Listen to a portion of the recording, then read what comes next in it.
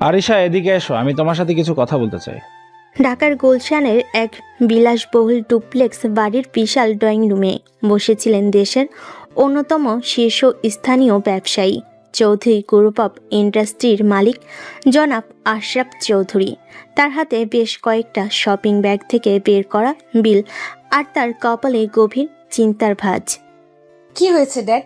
এমন ভাবে চিৎকার করছো কেন? যেন বাড়িতে ডাকাত পড়েছে। আর আমার নাম আরিশা। আরিশা, এভাবে আরিশা বলে ডাকবেন প্লিজ, খুব খ্যাত শোনায়। আরিশা আশরাফ চৌধুরীর একমাত্র মেয়ে, বিদেশ ফেরত সুন্দরী তরুণী, হাতে আইফোন লেটেস্ট মডেলটা নাড়াচাড়া করতে করতে তার বাবার সামনে এসে দাঁড়ালো। তার পরনে দামি ব্র্যান্ডের পোশাক, মুখে বিরক্তির ছাপ। খ্যাত শোনায়? আমার দেওয়া নামটাই এখন তোমার কাছে খ্যাত মনে হয়? কিন্তু আমার ক্রেডিট কার্ড ব্যবহার করে 10 লক্ষ টাকা শপিং করতে তো তোমার একটুও খ্যাত মনে হয়নি। তিনি বিলগুলো আরিশার দিকে ছুড়ে দিলেন। এই বিলগুলোর মানে কি? মাত্র একদিনে তুমি 10 লক্ষ টাকা শপিং করেছো। তুমি কি টাকাটাকে গাছের পাতা মনে করো, নাকি আমার টাকার উপর তোমার কোনো মায়া দয়া নেই? ও, এই ব্যাপার। ড্যাড, তুমি কি ভুলে গেছো আমি কার মেয়ে? আশরাফ চৌধুরীর একমাত্র মেয়ের লাইফস্টাইল তো এমনই হবে। নাকি তুমি চাও আমি সাধারণ মধ্যবিত্ত মেয়েদের মতো নিউ মার্কেট থেকে 100 টাকার কানের দুল কিনি আর বাসে করে ঘুরে বেড়াই? আমি তা চাই না। আমি শুধু চাই তুমি টাকার মূল্যটা বোঝো। তুমি দায়িত্বশীল হও। সারাদিন শুধু শপিং, পার্টি আর বন্ধুদের সাথে ঘুরালে এই জীবন চলে না মা। প্লিজ ড্যাড, আবার তোমার ওই বোরিং লেকচার শুরু করো না। আমার এখন এসব শোনার একদম মুড নেই। আমার বন্ধুরা অপেক্ষা করছে, আমাকে যেতে হবে। কোথাও যাবে না তুমি। আজ তোমার সব ক্রেডিট কার্ড আমি ব্লক করে দেব। আজ থেকে তোমার মাস শেষে একটা নির্দিষ্ট পকেট মানি ছাড়া আর কিছুই পাবে না তুমি। হোয়াট? তুমি এমনটা করতে পারো না ড্যাড, এটা আমার অধিকার। অধিকার? কোন অধিকারের কথা বলছো তুমি? আমি তোমাকে জন্ম দিয়েছি, তোমাকে লালন পালন করেছি, তোমার সব চাহিদা পূরণ করেছি। বিনিময়ে আমি কি পেয়েছি? তোমার এই অহংকার, তোমার এই জেদ, তোমার এই লাগাম ছাড়া জীবনযাত্রা। তাদের ঝগড়া ক্রমশ বাড়ছিল। আশরাফ চৌধুরীর গলা কাঁপছিল, তার মুখ লাল হয়ে উঠেছিল। আমি আমি আর পারছি না আরিশা, তোমার এই চিন্তা আমার বুকের ভেতরটা। কথাটা শেষ করতে পারলেন না তিনি। হঠাৎ করেই তিনি বুকের বাঁদিকে হাত চেপে ধরে সোফা থেকে পড়ে যাওয়ার ভান করলেন। তার চোখ দুটো বন্ধ, মুখ দিয়ে গঙ্গানির শব্দ বের হচ্ছে। ড্যাড, ড্যাড কি হয়েছে তোমার? চোখ খোলো ড্যাড, প্লিজ আমার সাথে কথা বলো। আরশার পায়ের নিচের মাটি যেন সরে গেল। সে জীবনে প্রথমবার ভয় পেল, প্রচন্ড ভয়। সে চিৎকার করে বাড়ির কাজে লোকেদের ডাকলো। জামাল চাচা, ড্রাইভার, তাড়াতাড়ি আসুন, বাবাকে হসপিটালে নিয়ে যেতে হবে। শহরের সবচেয়ে দামি হাসপাতালের প্রাইভেট কেবিনে বাইরে করিডোরে পায়চারি করছে আরিশা। তার দামি পোশাক এলোমেলো, চোখের নিচে কালি জমেছে। গত কয়েক ঘন্টা তার উপর দিয়ে যেন একটা ঝড় বয়ে গেছে। ঠিক তখনই কেবিনে দরজা খুলে বেরিয়ে এলেন ডাক্তার। তার পেছনে বেরিয়ে এলো আহনাফ। আহনাফ আশরাফ চৌধুরীর পার্সোনাল অ্যাসিস্ট্যান্ট, একজন স্মার্ট, বুদ্ধিমান এবং অসম্ভব রকমের বিশ্বস্ত কর্মচারী। গত 5 বছর ধরে সে ছায়ার মতো আশরাফ চৌধুরীর পাশে আছে। ডাক্তার, আমার বাবা কেমন আছেন? ওনার কি হয়েছে? প্লিজ বলুন, উনি ঠিক আছেন? দেখুন মিস আরিশা, আপনার বাবার একটা ম্যাসিভ হার্ট অ্যাটাক হয়েছে। আমরা আমাদের সাধ্যমতো চেষ্টা করছি, কিন্তু আগামী 24 ঘন্টায় কিছু বলা যাচ্ছে না। ওনার অবস্থা খুবই ক্রিটিক্যাল, আপনারা দোয়া করুন। ডাক্তার চলে যাওয়ার পর আরিশা প্রায় ভেঙে পড়ল। আহনাফ তাকে ধরে ফেলল। ম্যাডাম প্লিজ নিজেকে সামলান। স্যার ঠিক হয়ে যাবেন। আপনাকে এখন শক্ত থাকতে হবে। সব আমার জন্য হয়েছে। আমি বাবার এই অবস্থার জন্য দায়ী। আমি যদি ওনার সাথে ওভাবে ঝগড়া না করতাম। এখন এসব ভেবে লাভ নেই ম্যাডাম। এখন স্যারের সুস্থতাটাই সবচেয়ে বড় কথা। কিছুক্ষণ পর একজন নার্স বেরিয়ে এসে বলল, রোগী আপনাদের সাথে কথা বলতে চান, তবে প্লিজ ওনাকে কোনো রকম উত্তেজিত করবেন না। আরিশা আর আহনাফ দৌড়ে ভেতরে ঢুকলো। আশরাফ চৌধুরী নাকি মুখে অক্সিজেন মাস্ক লাগানো, হাতে স্যালাইন চলছে। তিনি খুব দুর্বলভাবে তাদের দিকে তাকালেন। আরিশা, মা আমার কাছে আয়। বাবা, তুমি ঠিক হয়ে যাবে বাবা, কিচ্ছু হবে না তোমার। আমার সময় হতে শেষ হয়ে এসেছে মা। আমি আমি যাওয়ার আগে তোকে একটা নিরাপদ হাতে তুলে দিয়ে যেতে চাই। কি সব বলছো বাবা? তোমার কোথাও যাওয়া হবে না, তুমি আমার সাথেই থাকবে। আনাফ, বাবা এদিকে এসো। আমার একটা শেষ ইচ্ছা আছে, তুমি কি রাখবে? স্যার আপনি প্লিজ এমন কথা বলবেন না। আপনার যা আদেশ আমি তাই করব। আপনি শুধু সুস্থ হয়ে যান। আমি আমার মেয়েকে তোমার হাতে তুলে দিয়ে যেতে চাই বাবা। তিনি আরিশার হাতটা আহনাফের হাতের উপর রেখে দিলেন। আমি জানি একমাত্র তুমিই পারবে ওকে সামলাতে, একমাত্র তুমিই পারবে ওকে জীবনের বাস্তবতা শেখাতে। প্লিজ বাবা, আমার এই শেষ ইচ্ছাটা তুমি ফেলো না। আমার মেয়েটাকে তুমি বিয়ে করো। এই অপ্রত্যাশিত প্রস্তাবে আরিশা এবং আহনাফ দুজনেই বজ্রহতের মতো স্তব্ধ হয়ে গেল। বাবা, এটা তুমি কি বলছো? আমি আহনাফকে বিয়ে করব? তোমার পার্সোনাল অ্যাসিস্ট্যান্টকে? এটা অসম্ভব। স্যার আপনি প্লিজ শান্ত হন। আপনার শরীরে কিন্তু চাপ পড়ছে। আমার হাতে আর সময় নেই। যদি যদি তোরা আমার এই শেষ ইচ্ছাটা পূরণ না করিস, আমি হয়তো শান্তিতে মরতেও পারবো না। তার কথা বলার সাথে সাথেই মনিটরে বিপ বিপ শব্দটা দ্রুত হতে শুরু করলো। বাবা, বাবা। Doctor, nurse. ডাক্তার আর নার্সরা ছুটে এলেন। তারা আরিশা আর আহনাফের বাইরে যেতে বলেন। বাইরে বেরিয়ে আরিশা কান্নায় ভেঙে পড়ল। সে কি করবে কিছুই বুঝতে পারছিল না। একদিকে তার বাবার জীবন, আরেকদিকে তার নিজের জীবন। সে আহনাফকে তার বাবার চাকর ছাড়া আর কিছুই মনে করে না। তাকে বিয়ে করার কথা সে স্বপ্নেও ভাবতে পায় না। ম্যাডাম আমি জানি আপনি কি ভাবছেন। আপনি চিন্তা করবেন না। আমি স্যারের সাথে কথা বলবো। উনি সুস্থ হলেই আমি ওনাকে বোঝাবো যে এটা। আর যদি বাবা সুস্থ না হন? তার কণ্ঠস্বর ছিল তীব্র, ধারালো। সে আহনাফের দিকে এমনভাবে তাকালো যেন তার সব রাগের কারণ এই আহনাফি। শোনো, আমি তোমাকে বিয়ে করতে রাজি, কিন্তু আমার কয়েকটা শর্ত আছে। শর্ত? হ্যাঁ, শর্ত। প্রথমত, এই বিয়েটা হবে একটা নাটক, শুধু আমার বাবার জন্য। দ্বিতীয়ত, এই বিয়েটা হবে মাত্র 1 বছরের জন্য, একটা চুক্তি। ঠিক 1 বছর পর কোনো প্রশ্ন না করে, কোনো দাবি দেওয়া না করে তুমি আমাকে ডিভোর্স দিবে এবং আমার জীবন থেকে চিরদিনের মতো চলে যাবে। আহনাফ চুপ করে রইল। কি হলো, কথা বলছো না কেন? তোমার তো খুশি হওয়ার কথা। আমার মতো একজন মেয়েকে বিয়ে করার সুযোগ পাচ্ছ, সাথে আমার বাবার সব সম্পত্তি। এর চেয়ে বড় পাওয়া তো তোমার জীবনে আর কিছু হতে পারে না, তাই না? আরশার এই অপমানজনক কথাই আহনাফের আত্মসম্মানে তীব্র আঘাত লাগলো। সে তার বসের জীবনের কথা ভেবে আর কোনো উপায় না দেখে রাজি হয়ে গেল। ঠিক আছে ম্যাডাম, আমি আপনার সব শর্তে রাজি, কিন্তু আমারও একটা শর্ত আছে। তোমার আবার কি শর্ত? এই 1 বছর আমি আপনার বাবার সামনে নয়, সব সময় আপনার আইনসম্মত স্বামী হিসেবে থাকব। আর এই 1 বছরে আপনি আমাকে তাড়ানোর যত চেষ্টাই করুন না কেন, আমি আপনার জীবন ছেড়ে কোথাও যাব না। বরং আমি আপনার জীবনটাকেই বদলে দেওয়ার চেষ্টা করব। পারবেন তো এই চ্যালেঞ্জটা নিতে ম্যাডাম? আয়শা তার চোখের দিকে তাকিয়ে দেখল সেই চোখে আগুন জ্বলছে। সে একটা তাচ্ছিলের হাসি হেসে বলল, দেখা যাবে কে কার জীবন বদলায়। সেই হাসপাতালের করিডোরেই দুটো ভিন্ন মেরুর মানুষ তাদের জীবনের সবচেয়ে অদ্ভুত চুক্তিটা করেই ফেলল। একজন তার বাবার জীবন বাঁচানোর জন্য, আরেকজন তার বসের প্রতি বিশ্বস্ততার জন্য। কিন্তু তারা কেউই জানতো না এই চুক্তি তাদের জীবনকে এমনভাবে জড়িয়ে ফেলবে যা তারা কোনোদিনও কল্পনা করতে পারেনি। 2 দিন পর আশরাফ চৌধুরী কিছুটা সুস্থ হয়েছে। বিয়ের সমস্ত আনুষ্ঠানিকতা এবং লোক দেখানো হাসি খুশি ভাব বজায় রাখার পর রাত প্রায় 1টার সময় আরিশা তার নিজের ঘরে ঢুকলো। যদিও এখন আর ঘরটা শুধু তার একা নয়, ঘরটা ফুল দিয়ে সুন্দর করে সাজানো, যা তার বিরক্তিকে আরও বাড়িয়ে দিচ্ছে।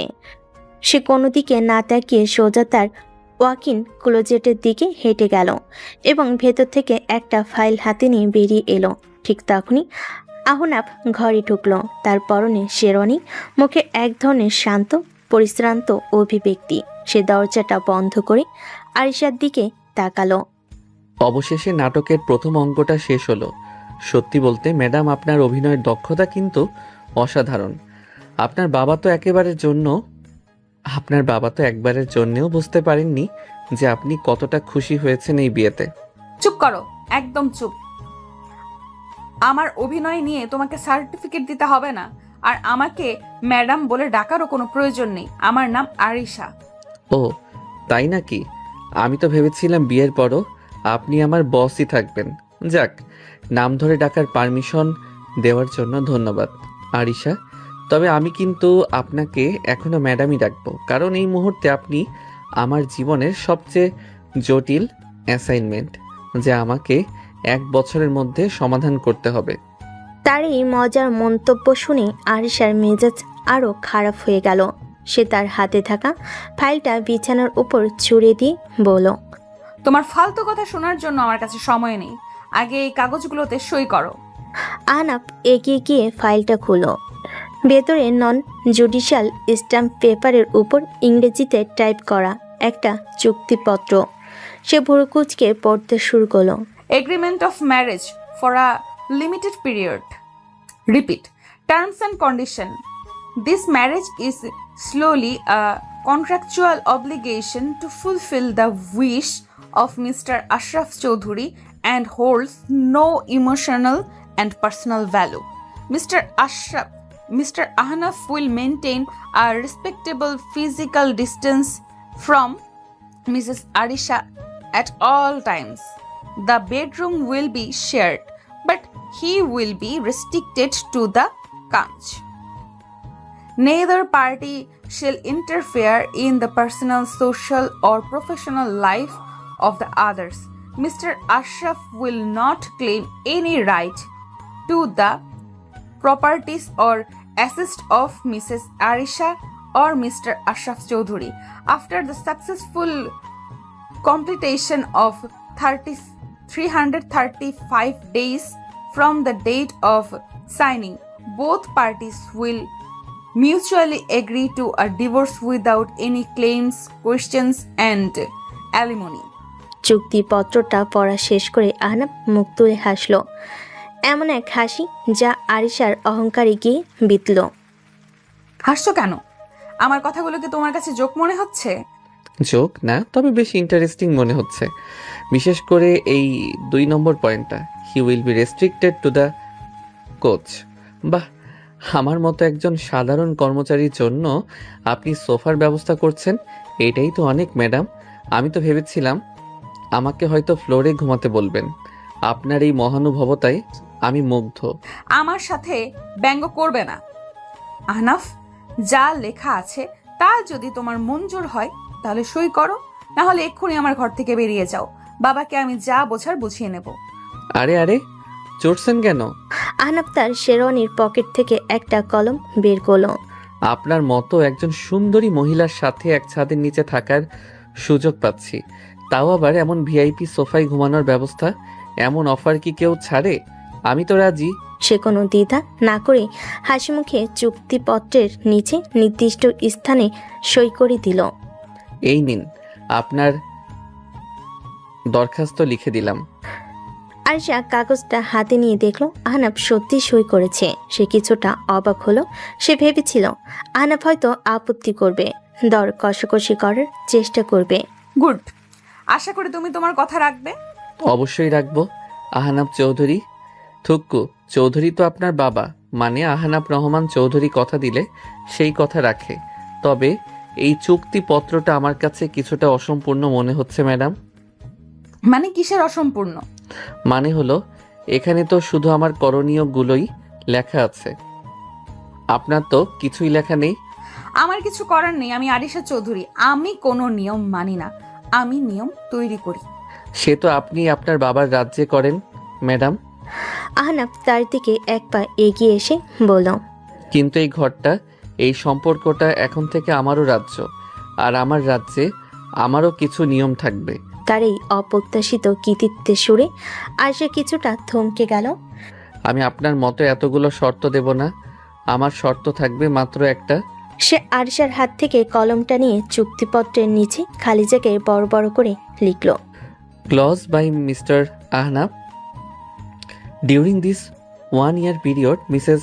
Arisha will be obligated to listen to and follow every reasonable instruction given by her lawfully wedded husband, Mr. Ahnaf.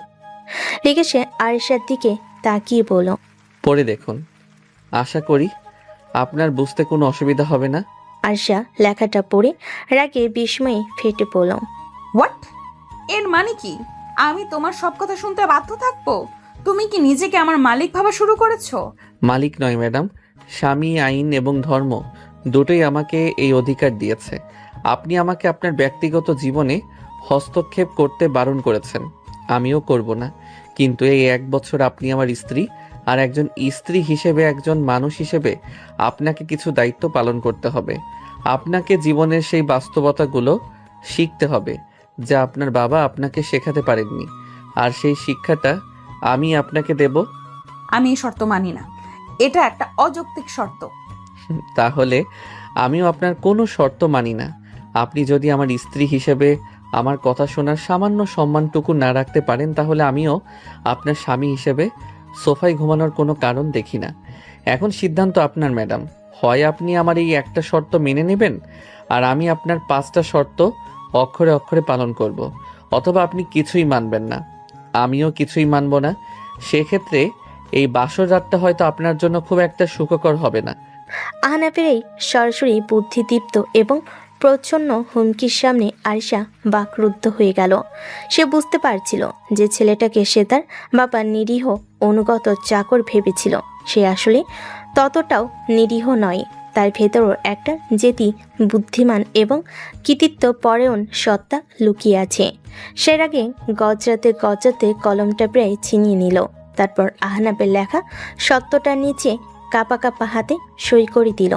Good girl, তাহলে আমাদের চুক্তিটা আজ থেকে আনুষ্ঠানিকভাবে শুরু হলো।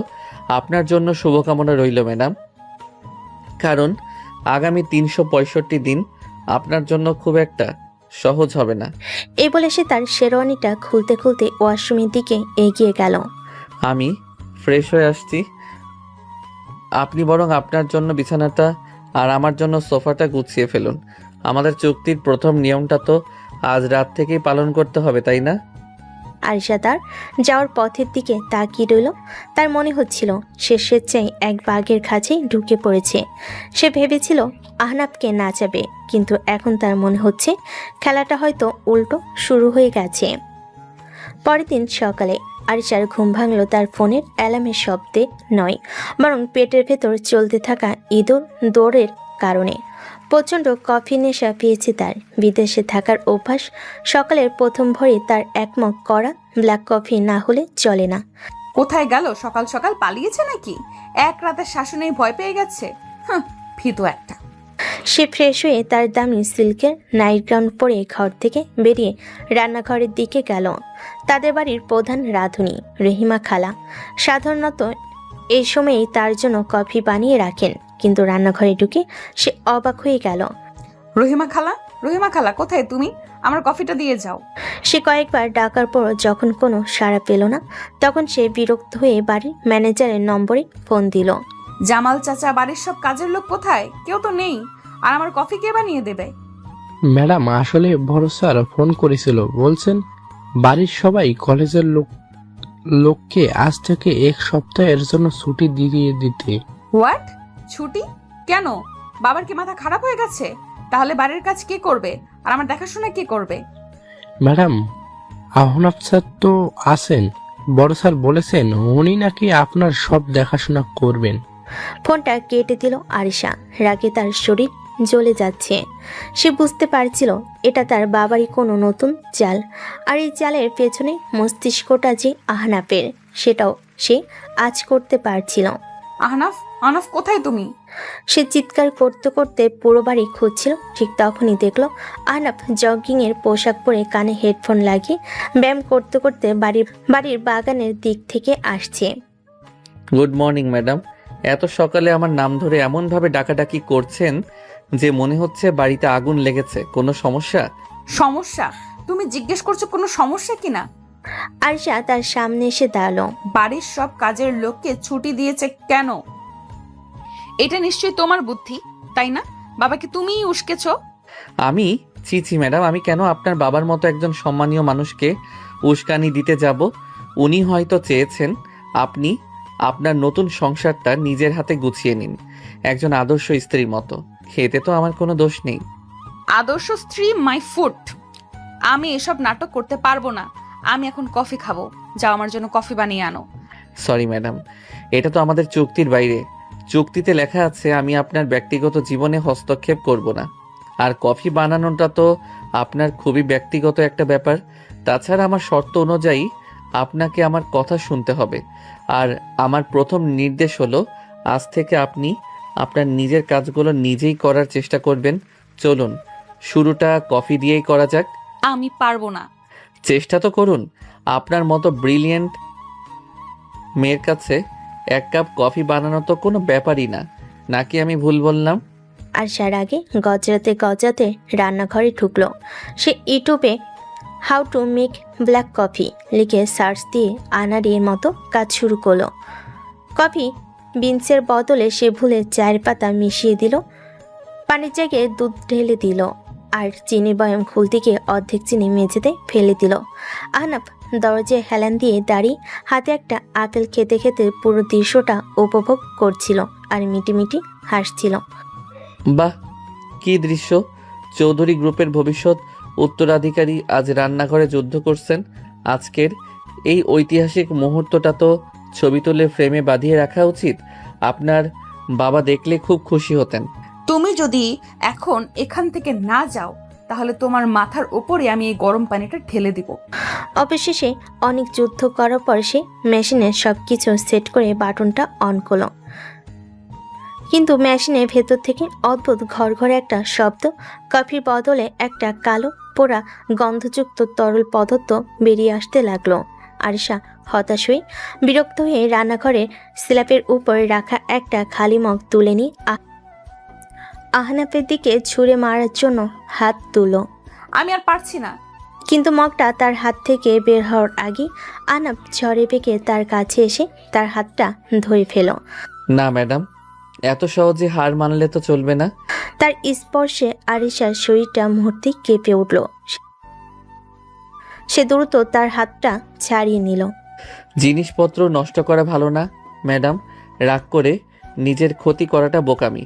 আর তাছাড়া এই মগগুলো তো আপনার বাবার টাকা দিয়ে কেনা, তাই না? নিজের বাবার টাকা এভাবে নষ্ট করা কি ঠিক? আরিশা কোনো উত্তর দিতে পারল না। সে হতাশ হয়ে একটা চেয়ারে বসে পড়ল। যেই মেয়ে সামান্য এক কাপ কফিও ঠিক মতো বানাতে পারে না, সে নাকি আমাকে 1 বছরের মধ্যে তার জীবন থেকে তাড়িয়ে ছাড়বে। আপনার এই আত্মবিশ্বাসটা সত্যি প্রশংসার যোগ্য ম্যাডাম। তার এই ব্যঙ্গাত্মক প্রশংসায় আরিশার চোখে জল চলে এলো। সে জীবনের প্রথমবার নিজের উপর এতটা অসহায় বোধ করছিল। আহনাফ তার এই অবস্থা দেখে আর মজা করল না। সে নিজে কফি মেকারটা পরিষ্কার করলো এবং কয়েক মিনিটের মধ্যে দুটো ধোয়া ওঠা ব্ল্যাক কফির মগ তৈরি করলো। একটা মগ আরিশার সামনে রেখে বলল, নিন, খেয়ে নিন। আর হ্যাঁ, আজ থেকে প্রতিদিন সকালে 1 ঘন্টা করে আপনার রান্না শেখার ক্লাস হবে, আর আপনার টিচার হব আমি। এটাও কিন্তু আমার সেই শর্তেরই অংশ। ম্যাডাম, আমার কথা তো আপনাকে শুনতেই হবে। আরিশা কোনো কথা না বলে চুপচাপ কফির মগে চুমুক দিল। কফিটা হয়তো একটু বেশি তেতো ছিল, কিন্তু সেই মুহূর্তে আহনাফের বানিয়ে দেওয়া ওই কফিটাই তার কাছে অমৃতের মতো মনে হচ্ছিল। সে বুঝতে পারছিল এই ছেলের সাথে লড়াইটা তার জন্য খুব একটা সহজ হবে না। সেদিন বিকেলে আরিশা যখন তার ঘরে বসে রাগে গজাতে গজাতে অনলাইন শপিং সাইটে তার বাতিল হয়ে যাওয়া ক্রেডিট কার্ডগুলো চেষ্টা করছিল, তখন আহনাফ বাড়ির পেছনে লনে গেল। সেখানে সুইমিং পুলের পাশে বসে তার শ্বশুরমশাই জনাব আশরাফ চৌধুরী চিন্তিত মুখে চা খাচ্ছিলেন। কি খবর আঙ্কেল? আপনাকে দেখে তো মনে হচ্ছে দেশের সব শেয়ার মার্কেটে ধস নেমেছে। আর বলো না বাবা, মেয়ের চিন্তায় আমার রাতের ঘুম হারাম হয়ে গেছে। ও কি খুব বেশি রাগারাগি করছে? তোমাকে খুব বিরক্ত করছে, তাই না? আরে ধুর, আপনার মেয়ে তো একটা বিড়াল ছানা, শুধু শুধু মিউমিউ করে, কামড়ানোর সাহস নেই। আপনি একদম চিন্তা করবেন না। মিশন ইম্পসিবল আমার হাতে যখন পড়েছে, তখন তো এটা মিশন পসিবল হবেই। তোমার উপর আমার সেই বিশ্বাসটা আছে বাবা, কিন্তু মাঝে মাঝে আমারই খুব কষ্ট হয়। মেয়েটাকে কোনোদিনও কোনো কষ্ট দিইনি। এখন আপনি ওকে কষ্ট দিচ্ছেন না আঙ্কেল, আপনি ওকে জীবনের জন্য তৈরি করছেন। একটা পাথরের মূর্তিকেও তো সুন্দর আকৃতি দেওয়ার জন্য ছেনি হাতুড়ির আঘাত সহ্য করতে হয়, তাই না? আপনার মেয়ে তো হীরের টুকরো, শুধু একটু ঘষা মাজা করতে হবে, এই আর কি। আহনাফের এই কথাই আশরাফ চৌধুরীর মুখটা উজ্জ্বল হয়ে উঠল। তবে একটা কথা বলতেই হয় আঙ্কেল। কি কথা? আপনার সেই হার্ট অ্যাটাকের অভিনয়টা কিন্তু অস্কার পাওয়ার মতো ছিল।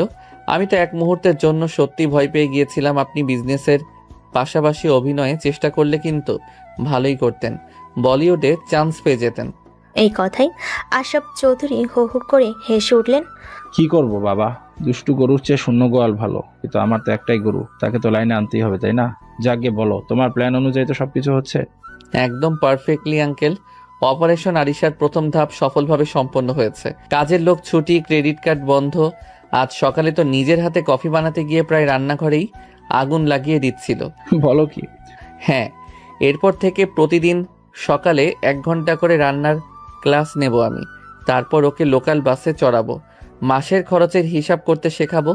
দেখবেন কয়েক মাসের মধ্যেই আপনার অহংকারী প্রিন্সেস মেয়েটা একজন দায়িত্বশীল সংসারী রানী হয়ে উঠবে। শুধু আপনি আপনার দিক থেকে শক্ত থাকবেন। ও যতই কান্নাকাটি করুক, আপনি কিন্তু একদমই মন গলাবেন না। সেজন্য তো তোমাকে বেছে নিয়েছি বাবা, আমি জানি তুমিই পারবে। আমার মেয়েটার জীবনটা গুছিয়ে দেওয়ার দায়িত্বটা এখন তোমার হাতেই দিয়ে দিলাম। আপনি নিশ্চিন্তে থাকুন আঙ্কেল, আমি আমার বসের দেওয়া সবচেয়ে কঠিন কিন্তু সবচেয়ে প্রিয় অ্যাসাইনমেন্টটা খুব যত্ন করে শেষ করব বস। দুজনেই একসাথে হেসে উঠল। তাদের এই হাসি আর আত্মবিশ্বাসী কথোপকথনই বলে দিচ্ছিল যে আরিশার সামনের দিনগুলো খুব একটা সহজ হবে না। তার শিক্ষকদের পরিকল্পনা যে অনেক দূর পর্যন্ত বিস্তৃত।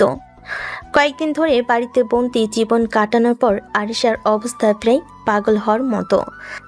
তার ক্রেডিট কার্ড ব্লক, গাড়ি নেই, ইন্টারনেট সংযোগও ইচ্ছাকৃতভাবে স্লো করে দেওয়া হয়েছে। আহনাফের শাসন আর রান্না শেখানোর ক্লাসে সে অতিষ্ঠ। অবশেষে সে আহনাফকে সবার সামনে অপমান করার এবং তার আসল অর্থনৈতিক অবস্থা দেখিয়ে দেওয়ার জন্য একটা মোক্ষম সুযোগ পেল। শোনো, আমি আজ শপিংয়ে যাব। আহনাফ সোফায় বসে ল্যাপটপে কাজ করতে করতে বলল, বাহ, খুব ভালো কথা, কিন্তু যাবেন কিভাবে? আপনার তো গাড়ি নেই। নাকি হেঁটে হেঁটে নিউ মার্কেট যাওয়ার প্ল্যান করছেন? ফাজলামো করবে না, তুমি আমাকে নিয়ে যাবে। আমি আপনার সাথে শপিংয়ে? ম্যাডাম, এটা তো আমাদের চুক্তির বাইরে। তাছাড়া আপনার তো ক্রেডিট কার্ডও নেই। শপিং করবেন কিভাবে? নাকি উইন্ডো শপিংয়ের নতুন ট্রেন্ড চালু করতে যাচ্ছেন?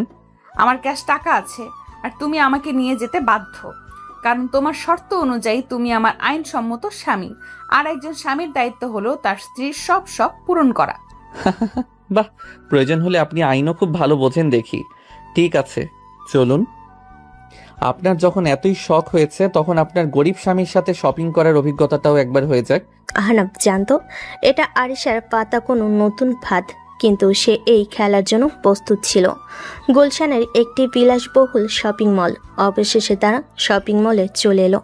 আহনাফ আর আরিশা যখন শপিং মলের সবচেয়ে দামি ডিজাইনার ব্র্যান্ডের শোরুমে লাক্সে ঢুকলো, তখন সেখানে আগে থেকেই উপস্থিত ছিল আরিশার হাই সোসাইটির 2 বান্ধবী, শায়লা এবং রিয়া। দেখে বোঝা যাচ্ছে সবকিছু পূর্ব পরিকল্পিত। শায়লা আরিশাকে জড়িয়ে ধরে নাটকীয়ভাবে বলল, ও মাই গড, আরিশা তুমি এখানে? আমি তো ভাবতেই পারিনি, বিয়ের পর তোকে আর দেখতেই পেলাম না। তোর বাবা তোকে একেবারে গৃহবন্দী করে রেখেছে শুনলাম। আহনাফের দিকে তাচ্ছিলের দৃষ্টিতে তাকিয়ে বলে, আর ইনিই বুঝি তোর সেই হাজবেন্ড? হাই, আমি রিয়া। হ্যালো, আমি আহনাব, আরিশার হাজবেন্ড এবং ওর বাবার ভাষায় ওর সামলানেওয়ালা। আপনাদের সাথে পরিচিত হয়ে খুব ভালো লাগলো। আহনাফের এই সহজ উত্তরে মেয়েরা কিছুটা থমকে গেল। তার ভেবেছিল আহনাফ হয়তো অস্বস্তিতে পড়বে। তোরা এখানে কি করছিস? আর বলিস না, নতুন কালেকশন এসেছে তাই দেখতে এলাম। তুইও তো শপিং করতে এসেছিস তাই না? চল একসাথে দেখি। আহনাফ ভাইয়া, আপনি কি আমাদের সাথে জয়েন করবেন নাকি এখানে দাঁড়িয়ে বোর হবেন? আরে, বোর হব কেন? আমার স্ত্রীর পছন্দ অপছন্দ সম্পর্কে তো আমারও জানা দরকার, তাই না? Please carry on. এরপর শুরু হলো আরিশার আসল খেলা। সে ইচ্ছে করে শোরুমের সবচেয়ে দামি এবং সবচেয়ে এক্সক্লুসিভ পোশাকগুলো একটা একটা করে ট্রাই করতে লাগলো এবং আহনাফকে দেখে মতামত জানতে চাইল। আহনাফ, দেখো তো এই ড্রেসটা কেমন লাগছে আমার। এটার দাম মাত্র 2.5 লাখ টাকা। ড্রেসটা সুন্দর, কিন্তু আমার মনে হয় এটার রংটা আপনার ব্যক্তিত্বের সাথে ঠিক যাচ্ছে না। আপনাকে লালের চেয়ে কালো রঙে বেশি মানায়, তাই না? শাইলা ফিসফিস করে রিয়াকে বলে, দেখেছিস, দাম শুনে ছেলেটার মুখটা কেমন ফ্যাকাশে হয়ে গেছে, এখন রং নিয়ে বাহানা করছে। ওকে ফাইন, তাহলে এটা দেখো। সে এবার একটা কালো রঙের গাউন পরে বেরিয়ে এলো। এটার দাম 3 লক্ষ টাকা। এটা পছন্দ হয়েছে? এটার ডিজাইনটা খুব ভালো, কিন্তু কাপড়টা আমার ঠিক পছন্দ হচ্ছে না। কেমন যেন সিনথেটিক লাগছে। আপনার স্কিনের জন্য হয়তো আরামদায়ক হবে না। হোয়াট? সিনথেটিক? ভাইয়া, এটা পিওর ইটালিয়ান সিল্ক।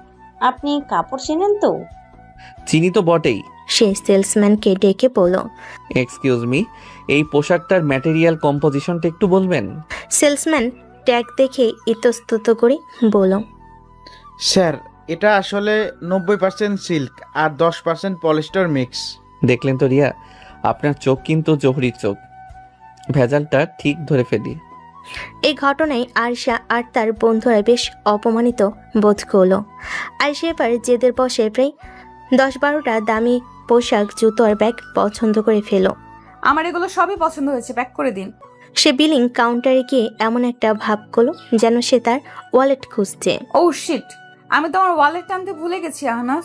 তোমার কাছে তো টাকা আছে তাই না? আজকের বিলটা তুমি দিয়ে দাও প্লিজ, আমি তোমাকে পরে দিয়ে দিব। শাইলা আর রিয়া মুখ টিপে হাসছিল। তারা জানে একজন সাধারণ কর্মচারীর পক্ষে এতগুলো টাকার বিল দেওয়া অসম্ভব। এটাই ছিল তাদের মূল পরিকল্পনা। ম্যাডাম, আপনার টোটাল বিল হয়েছে 12,50,000 টাকা। ওকে, কার্ডে পে করা যাবে তো? আহনাব তার পকেট থেকে একটা সাধারণ ব্যাংকের ডেবিট কার্ড বের করলো। আয়শা তার ছেলের হাসি হেসে বলল, তোমার এই সাধারণ কার্ডে কি এত টাকা আছে? চেষ্টা করে দেখতে তো আর দোষ নেই, তাই না? সে কার্ডটা সোয়াইপ মেশিনে প্রবেশ করলো এবং পিন নাম্বার দিল। কয়েক মুহূর্তের নীরবতা। আয়শা আর তার বন্ধুরা অধীর আগ্রহে অপেক্ষা করছে কখন ট্রানজ্যাকশন ডিক্লাইন্ড লেখাটা স্ক্রিনে ভেসে উঠবে। কিন্তু সবাইকে অবাক করে দিয়ে মেশিন থেকে একটা রসিদ বেরিয়ে এলো। ট্রানজ্যাকশন অ্যাপ্লয়েড। কিভাবে কিভাবে সম্ভব তোমার কাছে এত টাকা? আমি গত 5 বছর ধরে এই কোম্পানিতে চাকরি করছি ম্যাডাম। সৎভাবে কাজ করলে টাকা কিছু জমানোই যায়, আর বাকিটা আজকের দিনের জন্য আমি অফিস থেকে আমার বেতনের 6 মাসের অগ্রিম নিয়ে রেখেছিলাম। সে আয়েশার দিকে ঝুঁকে এসে ফিস ফিস করে বলল, কারণ আমি জানতাম আপনি আজ আমাকে অপমান করার জন্য কোনো না কোনো পরিকল্পনা করবেনই। আপনার মতো একজন জিনিয়াসকে সামলানোর জন্য তো একটু বাড়তি প্রস্তুতি রাখতেই হয়, তাই না? আয়েশা আর তার বন্ধুদের মুখটা দেখার মতো হয়ে গিয়েছিল। তাদের সমস্ত পরিকল্পনা এক মুহূর্তে ধুলোয় মিশে গেছে। আহনাফ শপিং ব্যাগগুলো হাতে নিয়ে শোরুম থেকে বেরিয়ে যাওয়ার জন্য পা বাড়ালো। চলুন ম্যাডাম, আপনার শপিং তো শেষ, এখন আমার পালা। সে আয়েশাকে প্রায় টেনে নিয়ে শপিং মল থেকে বেরিয়ে সোজা উল্টো দিকে ফুটপাতে গেল। সেখানে রাস্তার পাশে হকাররা সস্তা টি শার্ট বিক্রি করছিল। আহনাফ সেখান থেকে দুটো সাধারণ সাদা রঙের টি শার্ট কিনল। দাম মাত্র 300 টাকা। দুটো টি শার্ট আয়েশার দামি পোশাকের ব্যাগের পাশে ধরে বলল, দেখুন ম্যাডাম, আপনার এই 12 লক্ষ টাকার পোশাকের পাশে আমার এই 300 টাকার টি শার্ট। কিন্তু সত্যি বলতে আমার কেন জানি মনে হচ্ছে আপনার ওই দামি পোশাকগুলোর চেয়ে আমার এই সস্তা টি শার্টের সম্মান অনেক বেশি। সে একটা টি শার্ট আয়েশার দিকে এগিয়ে দিয়ে বলল, এটা আপনার জন্য। মাঝে মাঝে খুব সাধারণ পোশাক পরেও অসাধারণ মানুষ হওয়া যায়, চেষ্টা করে দেখবেন। এই বলে সে আয়েশাকে সেখানে একা দাঁড় করিয়ে রেখে গাড়ির জন্য এগিয়ে গেল। আয়েশা হতবাক হয়ে একবার তার হাতের সস্তা টি শার্টটার দিকে, আরেকবার আহনাফের চলে যাওয়ার পথের দিকে তাকিয়ে রইল। আর জীবনে প্রথমবার সে এমন একজন পুরুষের সামনে দাঁড়িয়ে আছে যাকে সে তার টাকা বা স্ট্যাটাস দিয়ে হারাতে পারেনি। আজ প্রথমবার তার মনে হলো আত্মসম্মানবোধ জিনিসটা হয়তো টাকার চেয়েও অনেক বেশি দামি।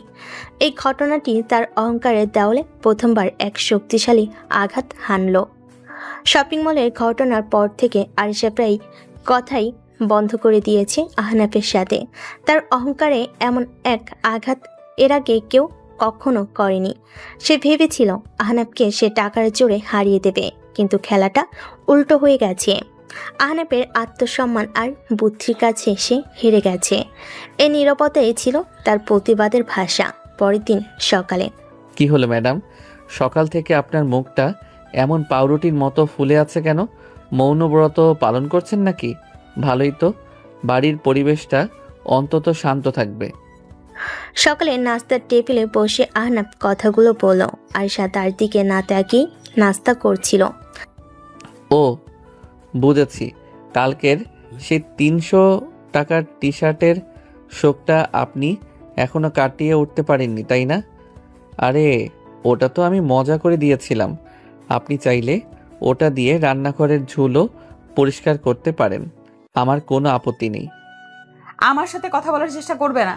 আর আমার পার্সোনাল বিষয়ে তো একদমই না। তোমার এই সস্তা উপহার তোমার কাছেই রাখো, আমার ওটার কোনো প্রয়োজন নেই। প্রয়োজন তো এখন অনেক কিছুরই পড়বে ম্যাডাম। আহনাব খুব শান্তভাবে একটা খাম আরশার দিকে এগিয়ে দিল।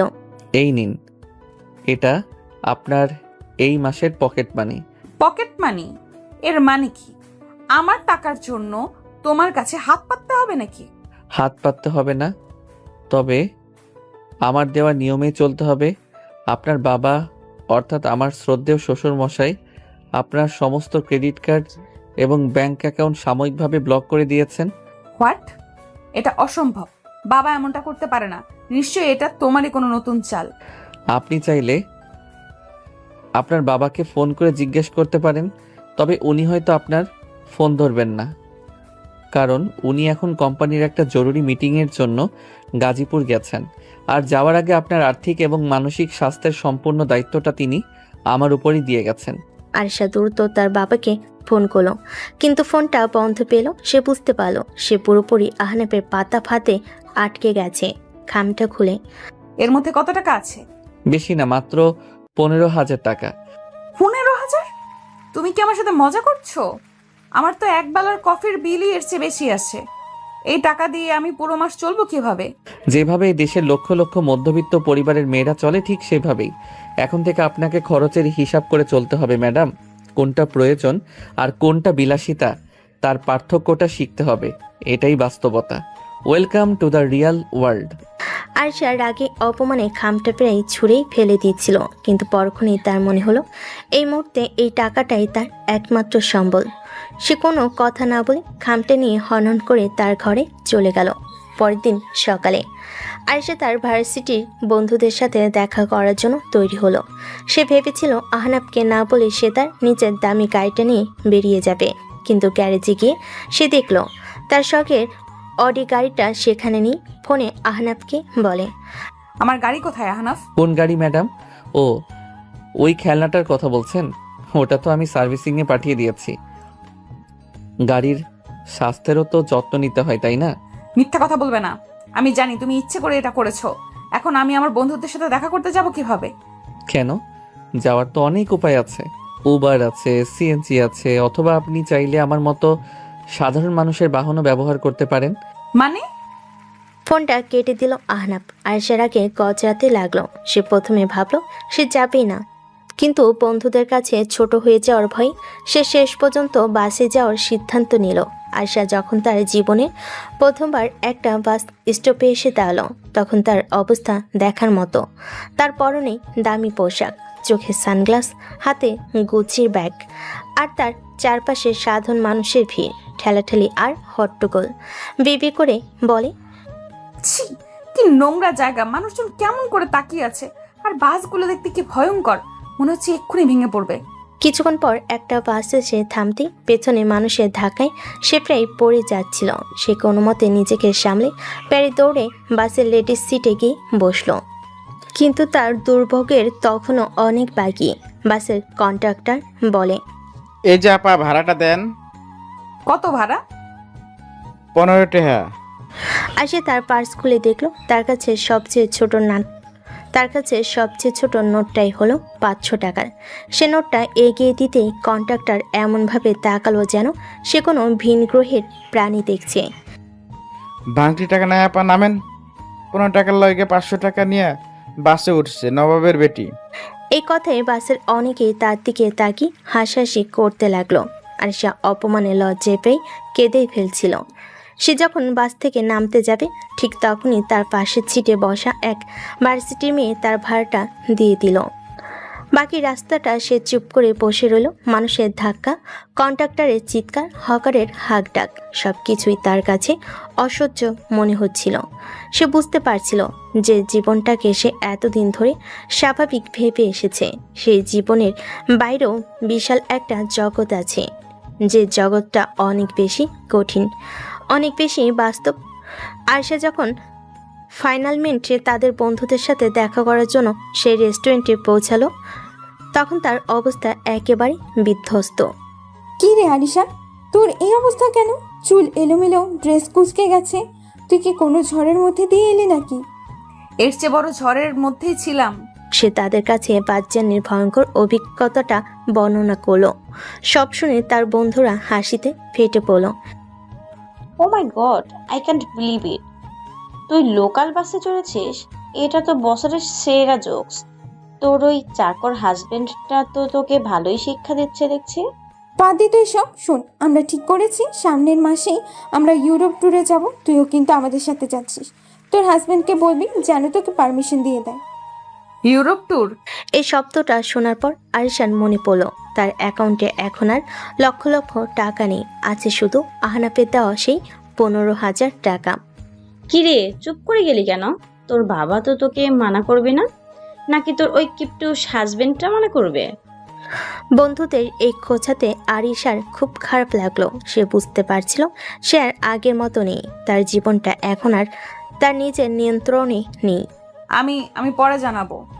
সেই রাতে বাসায় ফেরার পর আহনাফ তাকে দেখে বুঝতে পারল তার উপর দিয়ে আজ অনেক বড় একটা ঝড় বয়ে গেছে। কি হলো ম্যাডাম, আপনার মুখটা আজ এত শুকনো লাগছে কেন? রোমাঞ্চকর বাস জার্নিটা কি খুব একটা সুখকর হয়নি? আরিশা কোনো উত্তর দিল না। সে চুপচাপ তার ঘরে গিয়ে দরজা বন্ধ করে দিল। আহনাফ দেখল তার চোখের কোণায় জল চিকচিক করছে। আহনাফের ঠোঁটের কোণে এক চিলতে হাসি ফুটে উঠল। সে জানতো তার শিক্ষা দেওয়ার প্রক্রিয়াটাই ঠিক পথেই এগোচ্ছিল। আরিশার অহংকারের দেওয়ালে ফাটল ধরতে শুরু করেছে। আজ হয়তো সে কষ্ট পাচ্ছে, কিন্তু এই কষ্টই তাকে একদিন একজন উন্নত বাস্তববাদী মানুষ হিসাবে গড়ে তুলবে। এভাবেই কিছুদিন কেটে গেল। লোকাল বাসের সেই ভয়ঙ্কর অভিজ্ঞতার পর থেকে আরিশা প্রায় ঘর থেকে বের হয় না। তার বন্ধুদের ইউরোপ ট্যুরের প্রস্তাবেও সে না করে দিয়েছে, কারণ সে জানে তার কাছে এখন এত টাকা নেই। এই কয়েকদিনে সে একটা বিষয় খুব ভালো করে বুঝতে পেরেছে, টাকা ছাড়া তার জৌলুস, তার স্ট্যাটাস, তার বন্ধুদের কাছে তার কোনো মূল্যই নেই। এই কঠিন বাস্তবতাটা তাকে ভেতর থেকে নাড়িয়ে দিয়েছে। কি ব্যাপার ম্যাডাম, আজকাল আপনাকে খুব চুপচাপ দেখি। আপনার সেই রানী ভিক্টোরিয়া সুলভ অহংকারটা কোথায় গেল? বাসের ঝাঁকুনিতে কি রাস্তায় পড়ে গেছে নাকি? রাতে খাবারের টেবিলে বসে আহনাফ কথাগুলো বলল। টেবিলের বাইরে থেকে আনা খাবার গত কয়েকদিন ধরে তার রেস্টুরেন্টের খাবারের উপর দিয়েই চালাচ্ছে। তোমার সাথে কথা বলার কোনো ইচ্ছে আমার নেই। কিন্তু আমার তো আছে। আহনাফ তার চেয়ারটা টেনে আরিশার কাছে এসে বসলো। দেখুন ম্যাডাম, আমি বুঝতে পারছি আপনার কষ্ট হচ্ছে, কিন্তু এটাই জীবন, আর জীবনের সাথে মানিয়ে নিতে হয়। আমি তোমার লেকচার শুনতে চাই না। লেকচার নয় ম্যাডাম, এটা হলো প্রস্তাব।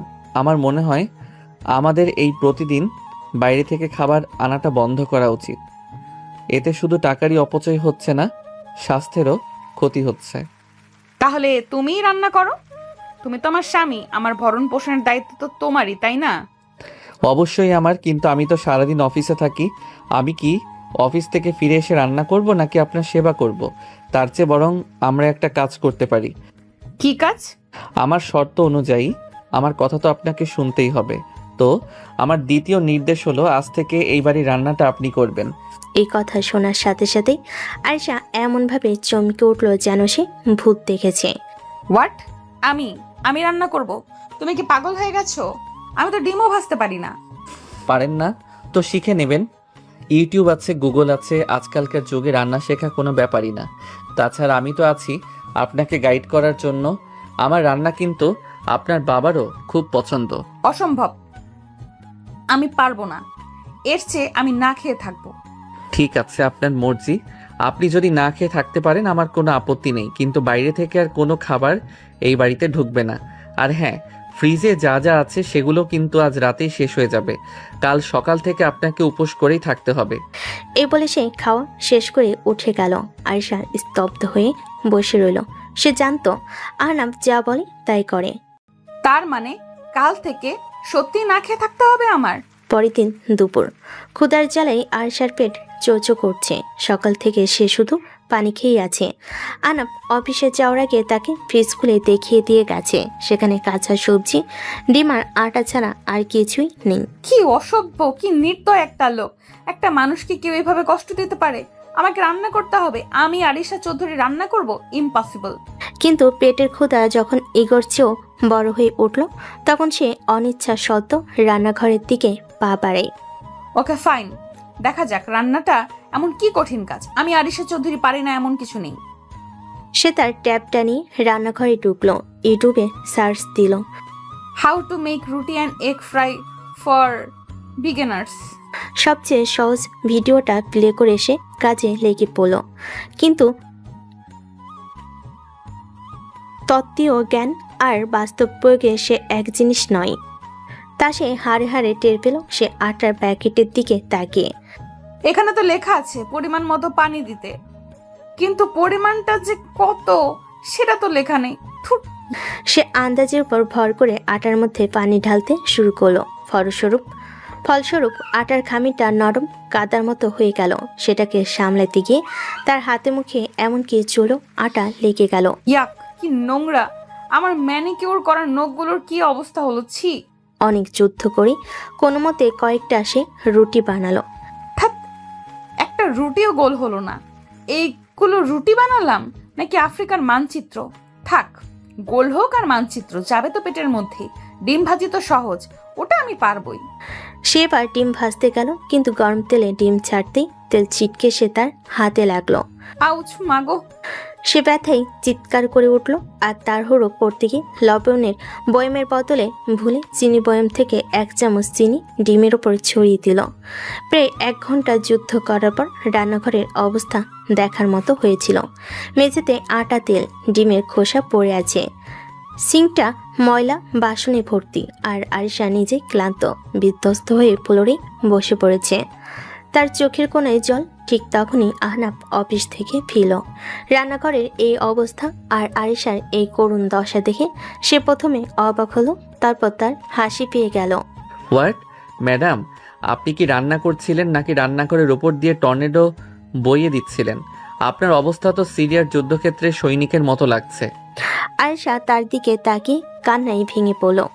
আমি আমি পারি না আহনাফ, আমি সত্যিই কিছু পারি না। আমি একটা ইউজলেস। এই প্রথম আরিশা তার সামনে নিজের হার স্বীকার করে নিল। তার এই অসহায় কান্না ভেজা রূপটা দেখে আহনাফের বুকের ভেতরটা কেমন যেন মোচড় দিয়ে উঠল। তার আর মজা করতে ইচ্ছে করলো না। আহনাফ তার পাশে বসে তার মাথার চুল থেকে আটা ঝেড়ে দিতে দিতে বলে, কে বলেছে আপনি ইউজলেস? আপনি পৃথিবীর সবচেয়ে জেদি, সবচেয়ে অহংকারী আর সবচেয়ে সুন্দর মেয়ে। আর যেই মেয়েটা এত কিছু হতে পারে, তার কাছে রান্না শেখা তো কোনো ব্যাপারই না। তার কণ্ঠস্বরটা ছিল অপ্রত্যাশিতভাবে নরম এবং আন্তরিক। উঠুন, আজকে আমাদের প্রথম টিম ওয়ার্ক হবে। টিম আরিশা আহনাফ, আমি ক্যাপ্টেন আর আপনি আমার ডেপুটি। চলুন দেখি আমরা দুজন মিলে এই যুদ্ধক্ষেত্রটাকে সামলাতে পারি কিনা। এরপর শুরু হলো তাদের জীবনের প্রথম যৌথ মিশন। আহনাফ আরিশাকে হাতে কলমে শেখাতে লাগলো কিভাবে আটা মাখতে হয়, কিভাবে রুটি বেলতে হয়। আরিশা প্রথমে ইতস্তত করলো আহনাফের মজার মজার কথা আর আন্তরিক চেষ্টায় সে ধীরে ধীরে সহজ হয়ে গেল। এই তো হচ্ছে, বাহ! আপনার বানানো রুটি তো দেখি একেবারে চাঁদের মতো গোল হয়েছে। যদিও এটা অমাবস্যার চাঁদ, তাতে কি? চুপ করো তো। তাদের খুনসুটি, হাসাহাসি আর একসাথে কাজ করার মধ্য দিয়ে সেই পোড়া ভাঙাচোরা রুটি আর মিষ্টি ডিম ভাজি তৈরি হলো। রান্নাঘর পরিষ্কার করে তারা যখন খাবারের টেবিলে বসলো, তখন প্রায় রাত 10টা। আহনাফ একটা পোড়া রুটির টুকরো মুখে দিয়ে বলে, অসাধারণ। আমার জীবনে আমি এত সুন্দর রুটি খাইনি। মিথ্যা কথা বলবে না, ওটা তো পুড়ে গেছে। পুড়ে গেছে তো কি হয়েছে? এই রুটিটা তো আমরা দুজন মিলে বানিয়েছি, তাই না? একসাথে করা পরিশ্রমের স্বাদ সবসময় মিষ্টি হয় ম্যাডাম, সেটা ডিম ভাজি হলেও। আয়শা কোনো কথা না বলে চুপচাপ খেতে লাগলো। তার কাছেও সেই অদ্ভুত স্বাদের খাবারটাই যেন অমৃতের মতো মনে হচ্ছিল। সে আর চোখে আহনাফের দিকে তাকালো, আর তার মনে হলো এই ছেলেটার সাথে শুধু যুদ্ধই করা যায় না, তার সাথে মিলেমিশে কাজ করার মধ্যে এক অদ্ভুত আনন্দ আছে। এই প্রথমবার তার স্বামী শব্দটার প্রতি কোনো ঘৃণা বা বিরক্তি এলো না, বরং এক ধরনের অধিকারবোধ জন্মালো। রাতের খাবার শেষে আরিশা যখন ক্লান্ত শরীরে তার ঘরের দিকে যাচ্ছিল, তখন আহনাফ তার পথ আটকে দাঁড়ালো। দাঁড়ান ম্যাডাম, কোথায় যাচ্ছেন? আমার সাথে কথা শেষ হয়নি। কি আবার কি হলো? রাতের খাবার তো শেষ, এখন আবার কোন নতুন নির্দেশ জারি করার জন্য চুলকানি উঠেছে তোমার? চুলকানি আমার ওঠেনি, উঠেছে আপনার হাতে। হাতটা দিন তো দেখি। মানে কি বলছো এসব? ছাড়ো আমার হাত। আহনাফ কোনো কথা না বলে প্রায় জোর করেই আরিশার ডান হাতটা টেনে নিল। আলো নিচে মেলে ধরতেই তার চোখ পড়ল কবজির কাছে ছোট্ট লালচে দাগটার উপর। এটা কখন হলো? কিভাবে লাগলো? ও কিছু না, সামান্য একটু তেল ছিটকে লেগেছিল, ঠিক হয়ে যাবে। তুমি অযথাই সিন ক্রিয়েট করছো। চুপ করুন, একদম চুপ। আপনার কাছে হয়তো এটা সামান্য, কারণ আপনি নিজের যত্ন নিতেই শেখেননি, কিন্তু আমার কাছে নয়। চলুন আমার সাথে। সে আরিশার কোনো আপত্তি না শুনে তাকে প্রায় টেনে নিয়ে গিয়ে বেডরুমের বিছানার উপর বসালো। তারপর ফার্স্ট এইড বক্স থেকে একটা বান্নাল অয়েলমেন্ট আর তুলো নিয়ে এলো। হাতটা দিন, আর এবার যদি না করেন তাহলে কিন্তু আমি জোর করব। আর আমি জোর করলে কি হয় সেটা এতদিনে আপনি বুঝেই গেছেন। তুমি আমাকে ধমক দিচ্ছ? ধমক নয়, অধিকার খাটাচ্ছি, কারণ চুক্তির এই 1 বছরের জন্য আপনার ভালো মন্দের দায়িত্বটা আমার। আরিশা চুপচাপ তার হাতটা এগিয়ে দিল। আহনাফ খুব সাবধানে আলতো করে তুলো দিয়ে মলমটা পোড়া জায়গাটার উপর লাগিয়ে দিতে লাগলো। আপনার হাত দুটো কি সবসময়ই এত নরম ম্যাডাম? মনে হচ্ছে যেন মাখন দিয়ে তৈরি। এমন সুন্দর হাতে রান্নাঘরের ছ্যাঁকা আর তেলের ছিটা একদমই মানায় না। কি হলো, চুপ করে গেলেন যে? আমার প্রশংসায় কি লজ্জা পাচ্ছেন, নাকি ভাবছেন আপনার এই চাকর স্বামীর এত সাহস হলো কি করে? তুমি আমার চাকর নও আহনাফ। আহনাফ তার মুখের দিকে তাকালো। তার চোখে মুখে স্পষ্ট চিন্তার ছাপ। আহনাফ হালকা ফু দিতে দিতে বলে, ব্যথা করছে খুব? সত্যি করে বলুন। না। আমি খুব দুঃখিত আরিশা, সত্যি খুব দুঃখিত। আমি আপনাকে বাস্তবতা শেখাতে চেয়েছিলাম, কষ্ট দিতে নয়। আমি যদি আপনাকে রান্নাঘরে একা না ছাড়তাম তাহলে হয়তো। দোষটা তোমার নয় আহনাফ, দোষটা আমার ভাগ্যের আর আমার অহংকারের। আহনাফ মলম লাগানো শেষে পোড়া জায়গাটার উপর ঝুঁকে এসে আলতো করে একটা চুমু খেলো। তার নিঃশ্বাসের উষ্ণ স্পর্শে আরিশার সারা শরীর যেন একটা বিদ্যুৎ খেলে গেল। এরপর থেকে সাবধানে থাকবেন। আপনার শরীরের প্রতিটি অংশ আমার কাছে খুব দামি ম্যাডাম, কারণ চুক্তির এই 1 বছরের জন্য আপনি আমার আমানত, আর আমি আমার আমানতের খেয়ানত করি না। এই কথাগুলো, এই স্পর্শ, এই যত্ন আরিশার কঠিন অহংকারী মনের দেওয়ালকে পুরোপুরি গলিয়ে দিল। তার চোখ দিয়ে টপ করে জল গড়িয়ে পড়ল। সে বুঝতে পারছিল সে আর শুধু চুক্তির জালে বন্দি নেই, সে ধীরে ধীরে এই ছেলেটার মায়ার জালে, ভালোবাসার জালে জড়িয়ে পড়েছে। আরিশার হাতে মলম লাগিয়ে দেওয়ার সেই রাতের পরে কেটে গেছে আরও প্রায় সপ্তাহ খানিক। এই কয়েকদিনে বাড়ির পরিবেশটা অনেকটাই বদলে গেছে। তাদের মধ্যে এখন আর আগের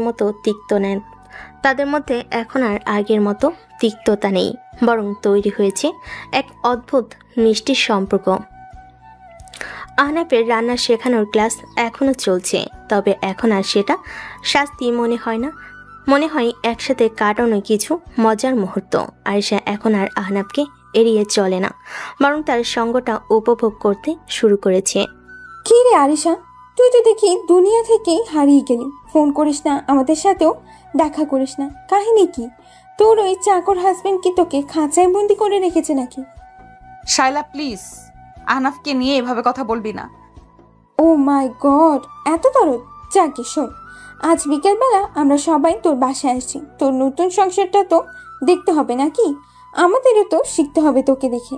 ফোনটা রেখে আরিশার মনটা খারাপ হয়ে গেল। সে জানতো তার বন্ধুরা আহনাফকে অপমান করার জন্যই আসছে। আরিশা আহনাফকে বলে, শোনো, আজ বিকেলে আমার কয়েকজন বন্ধু আসবে। বাহ, খুব ভালো খবর।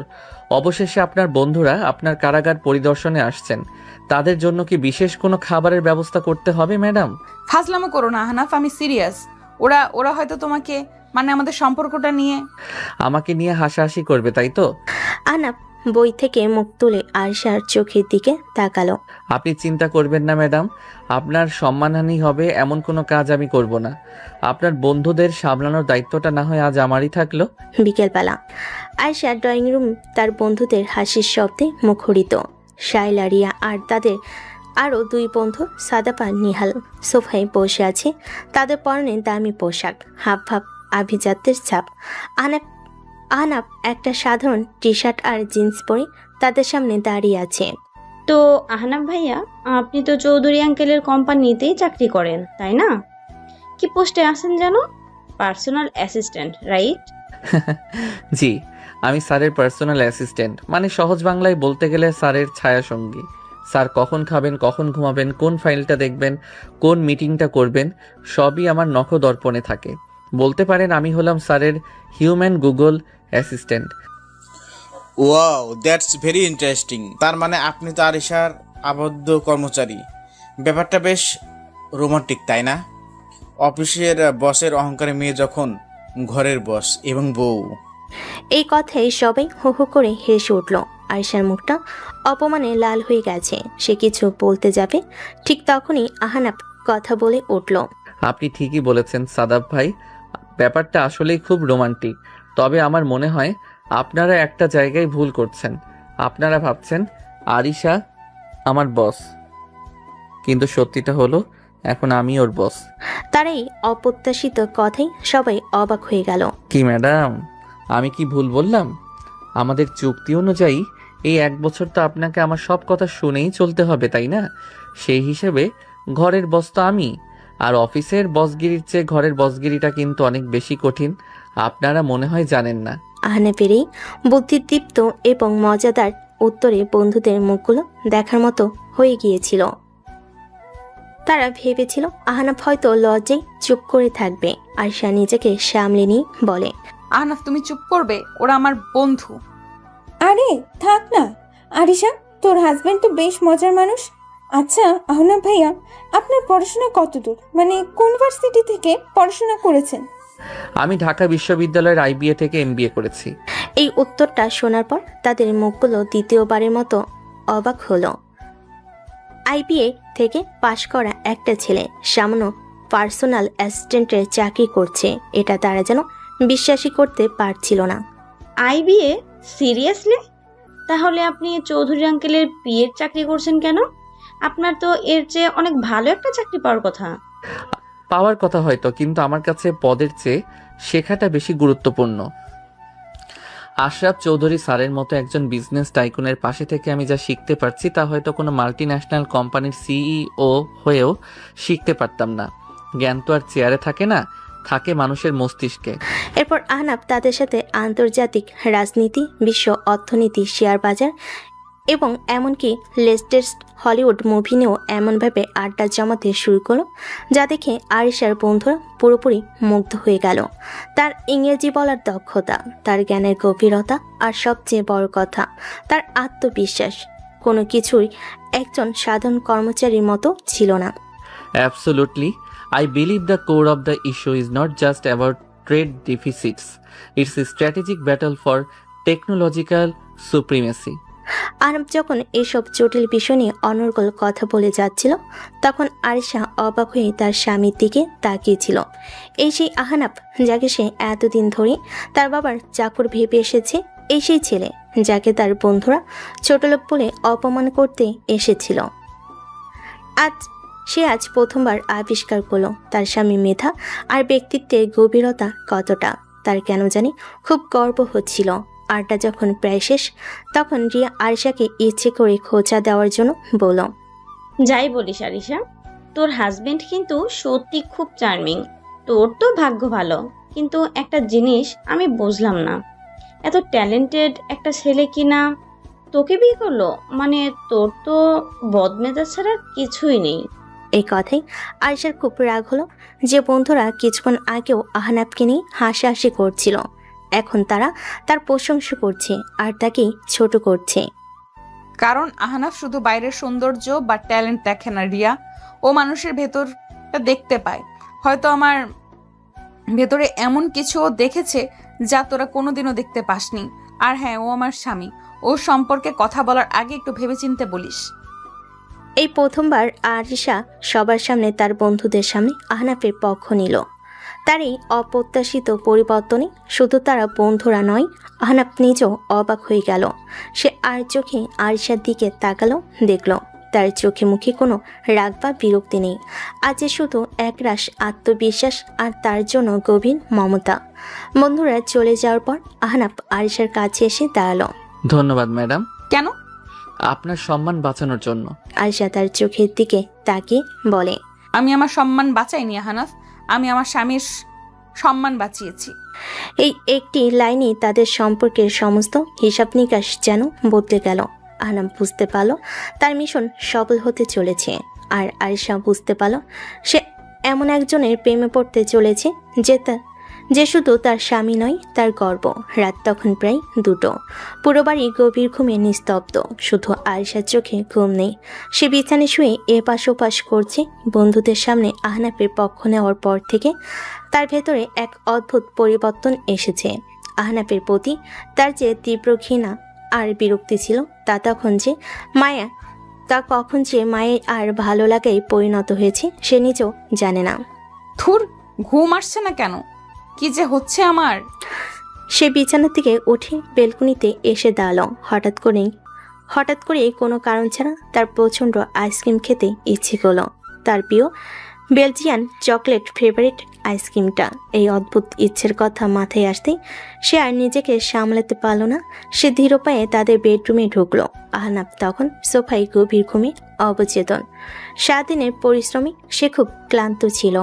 আরিশা আহনাফের কানে কাছে মুখ নিয়ে ফিসফিস করে বলল, আহনাফ, এই আহনাফ, ওঠো। কি হয়েছে? বাড়িতে ডাকাত পড়েছে নাকি? এর চেয়ে বেশি ভয়ঙ্কর কিছু হয়েছে। আয়শা তার হাত ধরে ঝাঁকাতে লাগলো। আমার আইসক্রিম খেতে ইচ্ছে করছে, এক্ষুনি। আহনাফ চোখ না খুলেই পাশ ফিরে শুলো। ঘুমাও তো আরিশা, মজা করার আর সময় পেলে না? ফ্রিজে আইসক্রিম নেই? আমি জানি নেই, তাই তো তোমাকে বলছি আমাকে এনে দাও। এই কথাই আহনাফের ঘুম পুরোপুরি উবে গেল। সে ধর্মর করে উঠে বসলো। হোয়াট? তুমি কি দেখেছো? ঘড়িতে কটা বাজে? রাত 2টো। এই সময়ে আমি তোমাকে আইসক্রিম কোত্থেকে এনে দেব? সব দোকান বন্ধ। আমি জানি না, আমার এখন আইসক্রিম চাই, মানে চাই। Belgian chocolate flavour. তুমি এনে দিবে। তুমি না আমার স্বামী, আমার সব ইচ্ছে পূরণ করা তো তোমার দায়িত্ব।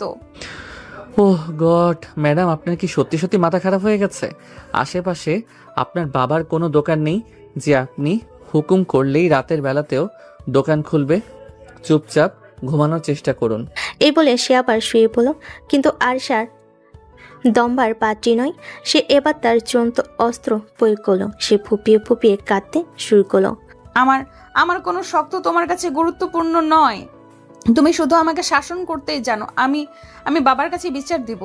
তার এই কান্নার অভিনয় এতটাই নিখুঁত ছিল যে আহনাফের মতো পাকা অভিনেতাও দ্বিধায় পড়ে গেল। সে জানে আরশা জেদ করলে কি করতে পারে। আহনাফ উঠে বসে হতাশ গলায় বলে, ওকে ফাইন, থামুন। আপনার এই কুমিরের কান্না আর দেখতে ভালো লাগছে না।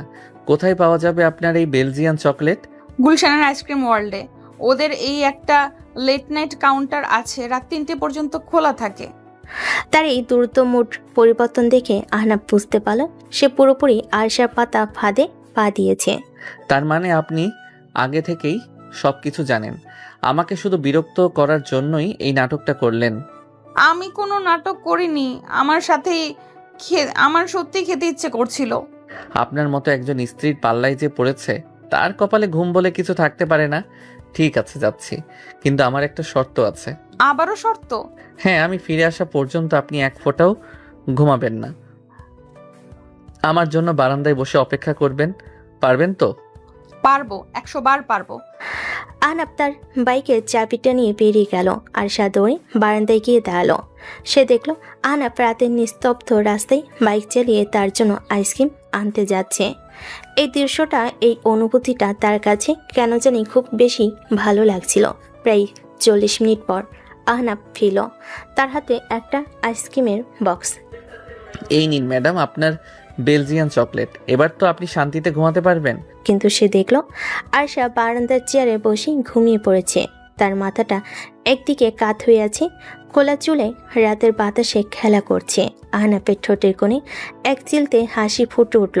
সে কোনো শব্দ না করে আইসক্রিমের বক্সটা টি টেবিলের ওপর রাখলো। তারপর খুব সাবধানে আলতো করে আয়েশাকে কোলে তুলে নিল।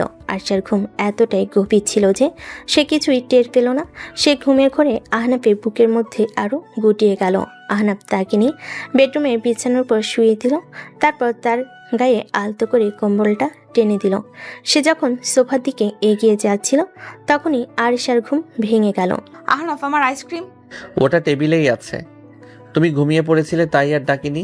কাল সকালে খেও। না, আমি এক্ষুনি খাবো। সে প্রায় বাচ্চাদের মতোই জেদ ধরে বসল। আহনাফ তার এই শিশুসুলভ আচরণে না হেসে পারল না। ঠিক আছে বাবা, খাচ্ছ, আমি এনে দিচ্ছি। সে আইসক্রিমের বক্স টেনে আয়েশার পাশে বসলো। আয়েশা বক্সটা খুলে চামচ দিয়ে আইসক্রিম খেতে শুরু করলো, ঠিক যেন একটা ছোট্ট শিশু। আহনাফ তখনও তার পাশে বসে আছে। সে ঘুমিয়ে ঢুলছিল, কিন্তু আয়েশার মুখের দিকে তাকিয়ে তার সব ক্লান্তি যেন দূর হয়ে যাচ্ছিল। সে সোফায় না গিয়ে বিছানার পাশে ফ্লোরে আয়েশার দিকে তাকিয়ে বসে রইল। আয়েশা আইসক্রিম খেতে খেতে আর চোখে আহনাফের দিকে তাকাচ্ছিল। সে দেখল আহনাফ বসে বসে ঘুমিয়ে পড়েছে, তার মাথাটা বিছানার সাথে ঠ্যাস দিয়ে রাখা। তার ঘুমন্ত শান্ত মুখটার দিকে তাকিয়ে আয়েশার বুকের ভেতরটা এক অজানা মায়েই এক গভীর ভালো লাগাই ভরে উঠল। এই প্রথমবার তার মনে হলো এই ছেলেটা শুধু আমার চুক্তিভিত্তিক স্বামী নয়, এর চেয়েও অনেক বেশি কিছু। সে আমার সব জেদ, সব আবদার মেনে নেওয়া এক মানুষ। সে আমার সবচেয়ে বড় আশ্রয়। সে তার আইসক্রিমের চামচটা দিয়ে খুব আলতো করে আহনাফের ঠোঁটের কোনায় লেগে থাকা একটুখানি ঘুমন্ত লালা মুছে দিল। তারপর নিজের অজান্তে ঝুঁকে এসে আহনাফের কপালে আলতো করে একটা চুমু খেল। সেই মুহূর্তে, সেই মধ্যরাতে আইসক্রিমের মিষ্টি স্বাদের সাথে আয়েশার মনে প্রথমবার জন্ম নিল এক নতুন অনুভূতি, ভালোবাসার অনুভূতি। যে অনুভূতিটা তার অহংকারের চেয়ে অনেক বেশি শক্তিশালী, অনেক বেশি মিষ্টি। মধ্যরাতে সেই আইসক্রিম কাণ্ডের পর কেটে গেছে আরও কয়েকটা দিন। বাড়ির পরিবেশটা এখন আর আগের মতো নেই। আয়েশার ভেতরে বরফটা গলতে শুরু করেছে।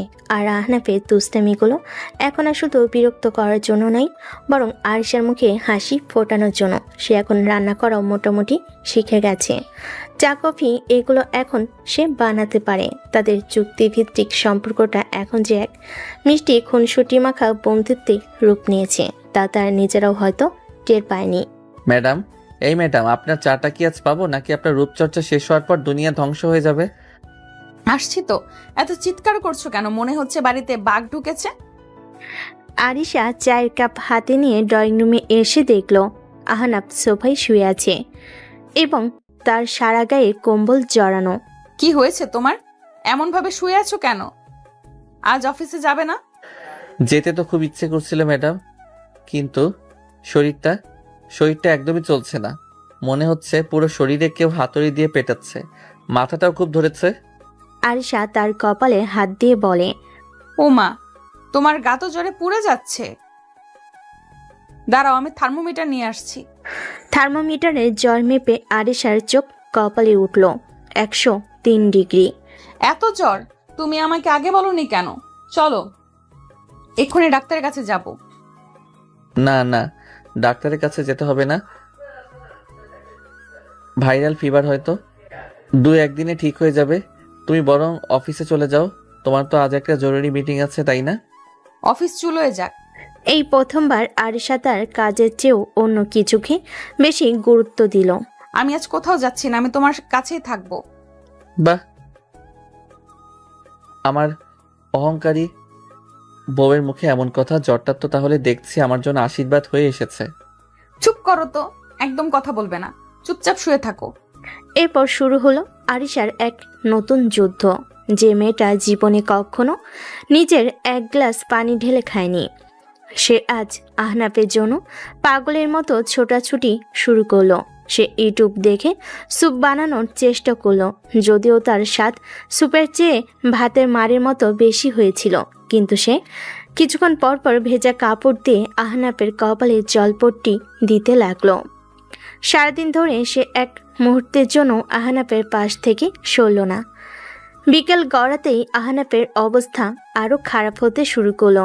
জ্বরের ঘোরে সে বিড়বিড় করে কিসব বলতে লাগলো। তার শরীরটা থরথর করে কাঁপছে। মা মা আমার খুব শীত করছে। আরিশা ভয় পেয়ে গেল।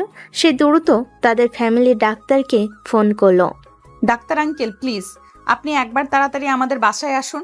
আহনাফের অবস্থা খুব খারাপ, ও তো কথাই বলতে পারছে না। ডাক্তার এসে আহনাফকে পরীক্ষা করে জানালেন যে এটা সাধারণ ভাইরাল ফিভার নয়, ডেঙ্গুর লক্ষণ দেখা যাচ্ছে, কিছু টেস্ট করতে হবে। তিনি কিছু ওষুধ দিয়ে আরিশাকে বললেন আহনাফের খুব যত্ন নিতে হবে। ডাক্তারের কথা শুনে আরিশার বুকের ভেতরটা ধক করে উঠল। ডেঙ্গু শব্দটা যেন তার মাথায় হাতুড়ির মতো আঘাত করল। সেই রাতটা ছিল আরিশার জীবনের সবচেয়ে কঠিন রাত। আহনাফ জ্বরের ঘোরে প্রায় অবচেতন। আরিশা সারা রাত তার পাশে বসে রইল। সে নিজের হাতে তাকে স্যুপ খাওয়ানোর চেষ্টা করল, সময় মতো ওষুধ দিল, ভেজা কাপড় দিয়ে তার শরীর মুছিয়ে দিল। তার নিজের ঘুম, খাওয়া দাওয়া সব কিছুই যেন সে ভুলে গেল। আরিশা আহনাফের মাথায় হাত বোলাতে বোলাতে ফিস ফিস করে বলে, প্লিজ আহনাফ, তাড়াতাড়ি ঠিক হয়ে যাও। তুমি এভাবে শুয়ে থেকো না, আমার খুব ভয় করছে। তুমি ছাড়া আমি যে বড্ড একা। তার ভেতরের যত্নশীল মমতাময়ী রূপটা যা এতদিন ধরে অহংকারের আড়ালে চাপা পড়েছিল, তা আজ প্রথমবারের মতো বেরিয়ে এলো। সে আজ শুধু একজন চুক্তিভিত্তিক স্ত্রী নয়, সে হয়ে উঠেছিল একজন সত্যিকারের প্রেমিকা, যে তার ভালোবাসার মানুষের জন্য সব কিছু করতে পারে। আহনাফের সেবা করতে গিয়ে আরিশার দিনরাত এক হয়ে গেছে। আহনাফের জিনিসপত্র গোছাতে গিয়ে একদিন সে তার ওয়ার্ড্রোবের এক কোণে পুরনো বইপত্রের নিচে চাপা পড়া একটা চামড়ার মলাটে বাঁধানো ডায়েরি খুঁজে পেল। এটা আবার কি? এর তো দেখি ডায়েরি লেখার অভ্যাস আছে। কি এমন লেখে এর মধ্যে দেখি তো? কৌতূহলের বয়সে সে ডায়েরিটা খুলল। প্রথম পাতাটা খুলতে এসে চমকে গেল। তারিখটা প্রায় 5 বছর আগের, যখন সে তার বাবার অ্যাসিস্ট্যান্ট হয়ে যোগ দিয়েছিল। আর লেখাগুলো তাকে নিয়েই। আজ আরিশাকে আবার দেখলাম, নীল রঙের একটা সালোয়ার কামিজ পরেছিল। ওকে দেখতে ঠিক নীলপরিটার মতো লাগছিল। ও যখন হাসে তখন আমার মনে হয় পুরো পৃথিবীতে আর কোনো অসুন্দর জিনিস থাকতে পারে না। কিন্তু ও তো আমাকে চেনেও না। আমি শুধু দূর থেকে ওকে দেখি। সাহস করে কোনোদিনও হয়তো বলতে পারবো না চৌধুরী গ্রুপের মালিকের অহংকারী মেয়েটাকে তার বাবার অফিসের একজন সাধারণ ইন্টার্ন কতটা ভালোবাসে। আরিশা যেন ঘোরের মধ্যে একটার পর একটা পাতা উল্টাতে লাগলো। ডায়েরির প্রতিটা পাতায় ছিল শুধু তার কথা। সে কবে কোন রঙের পোশাক পরেছিল, কবে সে ক্লাসে ফার্স্ট হয়েছিল, কবে তার মন খারাপ হয়েছিল। আহনাফ সব কিছুই খেয়াল রাখত। আজ আরিশার জন্মদিন, শুনলাম ওর বাবা ওকে একটা নতুন গাড়ি উপহার দিয়েছেন। ও খুব খুশি। ওর খুশিতেই আমার খুশি। আমি ওর জন্য একটা ছোট্ট উপহার কিনেছিলাম, একটা রূপার নূপুর, কিন্তু দেওয়ার সাহস হলো না। ও হয়তো ওটা আমার মুখের উপরই ছুঁড়ে মারবে। থাক, দুপুরটা আমার কাছেই থাক, ওর ভালোবাসার স্মৃতি হয়ে। শেষ পাতাটা ছিল তাদের বিয়ের ঠিক আগের রাতে। বিশ্বাসই হচ্ছে না, কাল আরিশার সাথে আমার বিয়ে। যে মেয়েটাকে আমি এতদিন শুধু স্বপ্নে দেখেছি, সে কাল থেকে আমার স্ত্রী হবে। আমি জানি ও আমাকে ঘৃণা করে। ও ভাবে আমি টাকার লোভে এই বিয়েটা করেছি, কিন্তু ও তো জানে না ওর বাবার সব সম্পত্তিও আমার কাছে ওর এক মুহূর্তের হাসির চেয়ে বেশি দামি নয়। আমি শুধু স্যারের অনুরোধ আর নিজের ভালোবাসার কাছে হার মেনেছি। জানি না আমি ওর অহংকার ভাঙতে পারবো কিনা, কিন্তু আমি চেষ্টা করব। আমি ওকে পৃথিবীর সব খুশি এনে দেব, ওকে ভালোবাসায় ভরিয়ে দেব, হোক না সেটা কয়েক মুহূর্তের জন্য। ডায়েরিটা পড়া শেষ করি আরশা আর নিজেকে ধরে রাখতে পারল না। তার চোখ দিয়ে অজরে জল পড়তে লাগলো। তার এতদিনের সব ভুল, সব অহংকার, সব ধারণা এক মুহূর্তে ভেঙে চুরমার হয়ে গেল। যে মানুষটা সে চাকর লোভী ভেবে এসেছে, সে মানুষটাই তাকে নিঃস্বার্থভাবে নীরবে এতগুলো বছর ধরে ভালোবেসে গেছে। ঠিক তখনই কলিং বেলের শব্দ হলো। আরশা চোখ মুছে দরজা খুলতে দেখলো তার বাবা আশরাফ চৌধুরী দাঁড়িয়ে আছেন। কিরে মা, কেমন আছিস? আর আহনাফের বা কি অবস্থা? শুনলাম ছেলেটা নাকি খুব জ্বর। এখন আগের চেয়ে একটু ভালো বাবা, ভেতরে এসো। আশরাফ চৌধুরী ভেতরে ঢুকে দেখলেন তাদের বিলাসবহুল ড্রয়িং রুমটা বেশ অগোছালো। তিনি সোফায় বসতেই আরিশা তার জন্য সুপের বাটি হাতে রান্নাঘর থেকে বেরিয়ে এলো। বাহ বাহ, কি দৃশ্য! আমার প্রিন্সেস মেয়ে এখন সংসারের কাজও করছে দেখি। তা আমার ওই চাকরিটা তোকে ভালোই কাজ করেছে, তাই না? ট্রেনিংটা তো তাহলে ঠিকঠাক মতোই চলছে? এই কথাটা শোনার সাথে সাথেই আরিশার মুখটা কঠিন হয়ে গেল।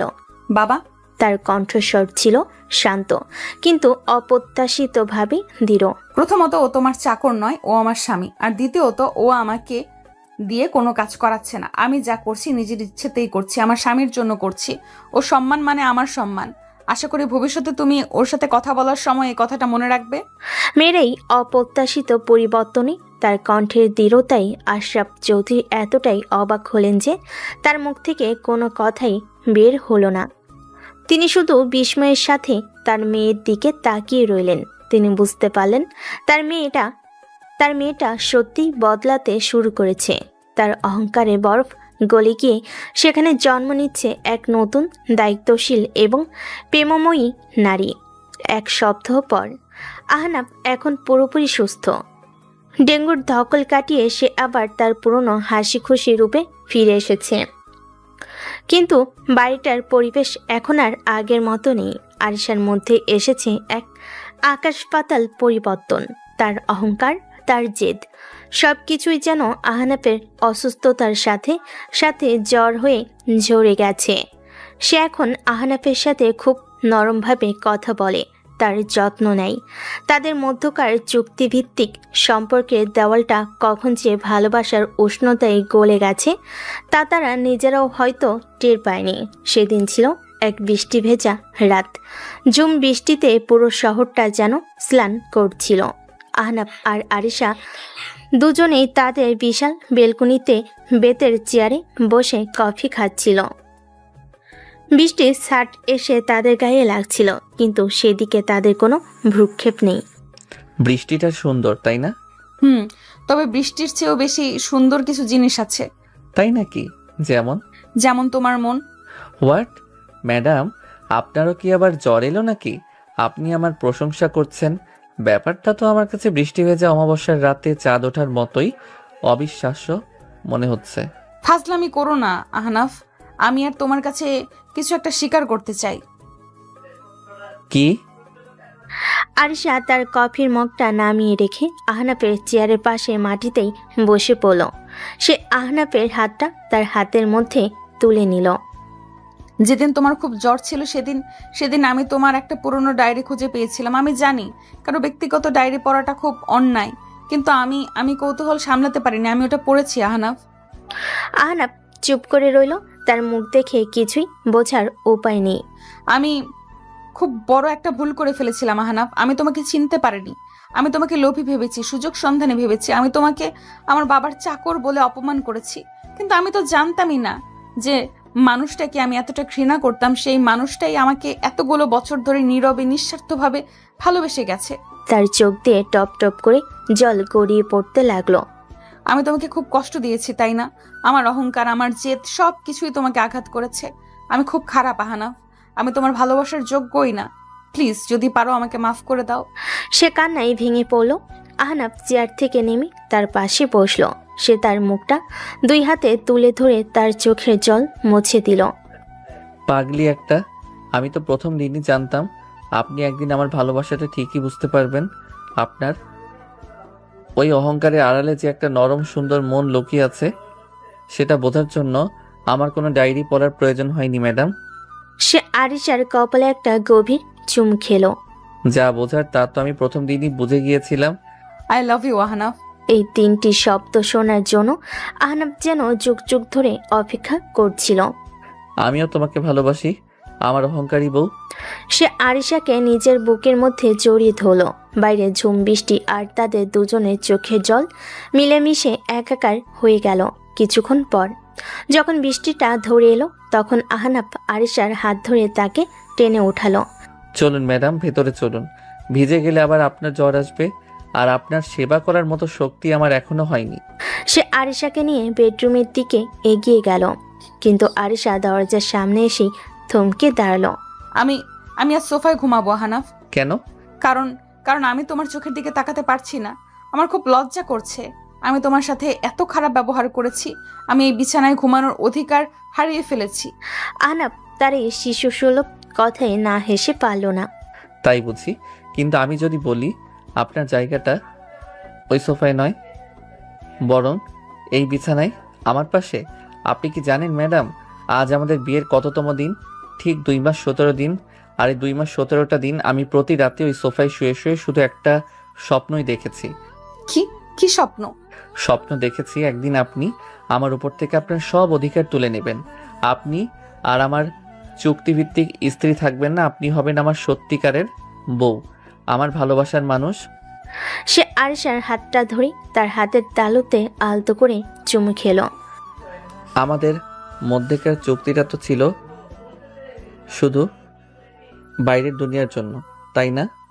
কিন্তু আমাদের মনের মধ্যে যে ভালোবাসাটা জন্ম নিয়েছে তার তো কোনো চুক্তি হয় না আরিশা, তার কোনো শর্ত হয় না। সে কোনো কথা না বলে খুব সাবধানে আলতো করে আরিশাকে কোলে তুলে নিল। আহনাফ কি করছো? নামাও আমাকে। পারবো না, কারণ আজ রাতে, এই বৃষ্টি ভেজা রাতে আমার রানী তার আসল সিংহাসনে বসবে। সে আরিশাকে নিয়ে বিছানার উপর শুইয়ে দিল, তারপর সে নিজেও তার পাশে শুলো। ঘরের ডিম লাইটের আবছে আলোয় আরিশার মুখটা লজ্জায়, ভালোবাসায় আর এক অজানা শিহরণে লাল হয়ে আছে। আহনাফ তার মুখের উপর এসে পড়া ভেজা চুলগুলো সরিয়ে দিতে দিতে বলল, ভয় পাচ্ছ? না। আমি তোমাকে কোনোদিনও কষ্ট দেব না আরিশা, বিশ্বাস করো আমায়। সে আর কোনো কথা বলল না। সে ঝুঁকে এসে আরিশার ঠোঁটে তার ঠোঁট রাখল। সেই স্পর্শে কোনো জোর ছিল না, শুধু ছিল গভীর ভালোবাসা, বিশ্বাস আর দুটো মনের বহু প্রতীক্ষিত মিলন। বাইরের বৃষ্টি আর ভেতরের ভালোবাসার বৃষ্টি মিলেমিশে একাকার হয়ে তাদের বাসর রাতকে পূর্ণতা দিল। যে বাসর হয়তো অনিচ্ছা সত্ত্বেও এসেছিল, কিন্তু শেষ হলো দুটো আত্মার পবিত্র মিলনের মাধ্যমে। সকালের মিষ্টি রোদ বেলকনির কাছের দরজায় ভেদ করে ঘরে এসে পড়েছে। বাইরের পৃথিবীতে হয়তো আরও একটা নতুন সাধারণ দিনের শুরু হয়েছে, কিন্তু আরিশার জীবনে আজ এক অসাধারণ নতুন সকাল। গত রাতের স্মৃতিগুলো মনে পড়তেই তার সারা শরীরে এক লজ্জার ভালোবাসার শিহরণ খেলে গেল। সে আলতো করে চোখ খুলল। প্রথম যে জিনিসটা তার চোখে পড়ল তা হলো আহনাফের শান্ত নিষ্পাপ ঘুমন্ত মুখ। সে তার খুব কাছে শুয়ে আছে, একটা হাত দিয়ে আলতো করে তাকে জড়িয়ে ধরে। আরিশা কিছুক্ষণ অপলক দৃষ্টিতে তার দিকে তাকিয়ে রইল। এই সেই মানুষ যাকে আমি কি না কি ভাবছি, অপমান করেছি, খারাপ ব্যবহার করেছি, আর আজ এই মানুষটাই আমার পুরো পৃথিবী বলে মনে হচ্ছে। ঘুমন্ত মুখটাই কি কিউট লাগছে। কপালের উপর থেকে চুলগুলো সরিয়ে দেব? না থাক, পরে আবার যদি ঘুম ভেঙে যাবে। ঘুমাক, রাতে কত যুদ্ধই না করেছে। সে বিছানা থেকে নামতে গিয়েই পাই অদ্ভুত কিছু অস্বস্তি টের পেল। সে অবাক হয়ে পায়ে নিচে তাকাতে তার নিঃশ্বাস প্রায় বন্ধ হয়ে যাওয়ার উপক্রম হলো। তার বাম পায়ে গোড়ালির ঠিক উপরে একজোড়া অসম্ভব সুন্দর সূক্ষ্ম কারুকার্য করা রূপার নূপুর শোভা পাচ্ছে। এটা এটা কখন পড়ালো সে? সে দ্রুত আহনাফের দিকে তাকালো। আহনাফ তখনও ঘুমাচ্ছে। তার মনে পড়ল আহনাফের ডায়েরির সেই লাইনগুলো। আমি ওর জন্য একটা ছোট্ট উপহার কিনেছিলাম, একটা রূপার নূপুর, কিন্তু দেওয়ার সাহস হলো না। তার মানে এই সেই নূপুর আহনাফ এতগুলো বছর ধরে এটাকে যত্ন করে রেখেছিল শুধু আমাকে পড়াবে বলে। এই উপলব্ধিটা আরিশার ভেতরটাকে ভালোবাসার এক তীব্র স্রোতে ভাসিয়ে নিয়ে গেল। সে আহনাফের গায়ে আলতো করে ধাক্কা দিয়ে বলে, আহনাফ, এই আহনাফ, ওঠো। কি হয়েছে ম্যাডাম? এত সকালে ডাকাডাকি কেন? আজ তো ছুটির দিন, প্লিজ আর একটু ঘুমাতে দাও। আমি ম্যাডাম নই, তোমার বউ। আর তুমি যদি এখনই না ওঠো তাহলে কিন্তু আমি খুব রাগ করব। বউ শব্দটা শুনেই আহনাফের ঘুম উড়ে গেল। সে ধর্মর করে উঠে বসল। তারপর আরিশার মুখের দিকে তাকিয়ে একটা দুষ্টু হাসি হাসল। গুড মর্নিং আমার অহংকারী বউ। তা সকাল সকাল আমার মতো একজন সাধারণ স্বামীর ঘুম ভাঙানোর কারণটা কি জানতে পারি? সে তার পাটা আহনাফের দিকে এগিয়ে দিয়ে বলে, এটা কি? এটা তো নূপুর, পায়েই তো পড়ে। নাকি আজকাল মেয়েরা এটা হাতে পড়া শুরু করেছে? ফাজলামো করো না, আমি জিজ্ঞেস করছি এটা তোমার পায়ে কখন এলো? আর এটা তো সেই নূপুরটা, তাই না, যেটা তুমি 5 বছর আগে কিনেছিলে? আপনার স্মৃতিশক্তি তো দেখছি খুব প্রখর ম্যাডাম। হ্যাঁ, এটাই সেই নূপুর। আজ সকালে আপনি যখন ঘুমাচ্ছিলেন তখন ভাবলাম আমার বহু পুরনো একটা ইচ্ছে পূরণ করে ফেলি, তাই পরিয়ে দিলাম। খারাপ লাগছে দেখতে? খুব সুন্দর।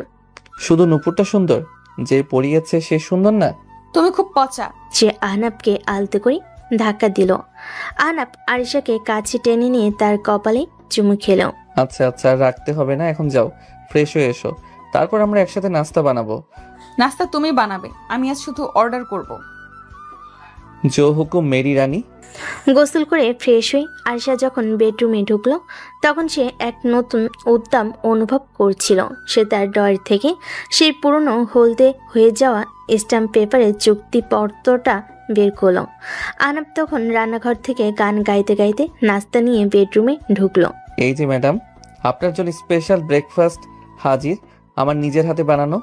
তার কথা শেষ হওয়ার আগে সে দেখল আরিশা তাদের সেই চুক্তিপত্রটা হাতে নিয়ে দাঁড়িয়ে আছে।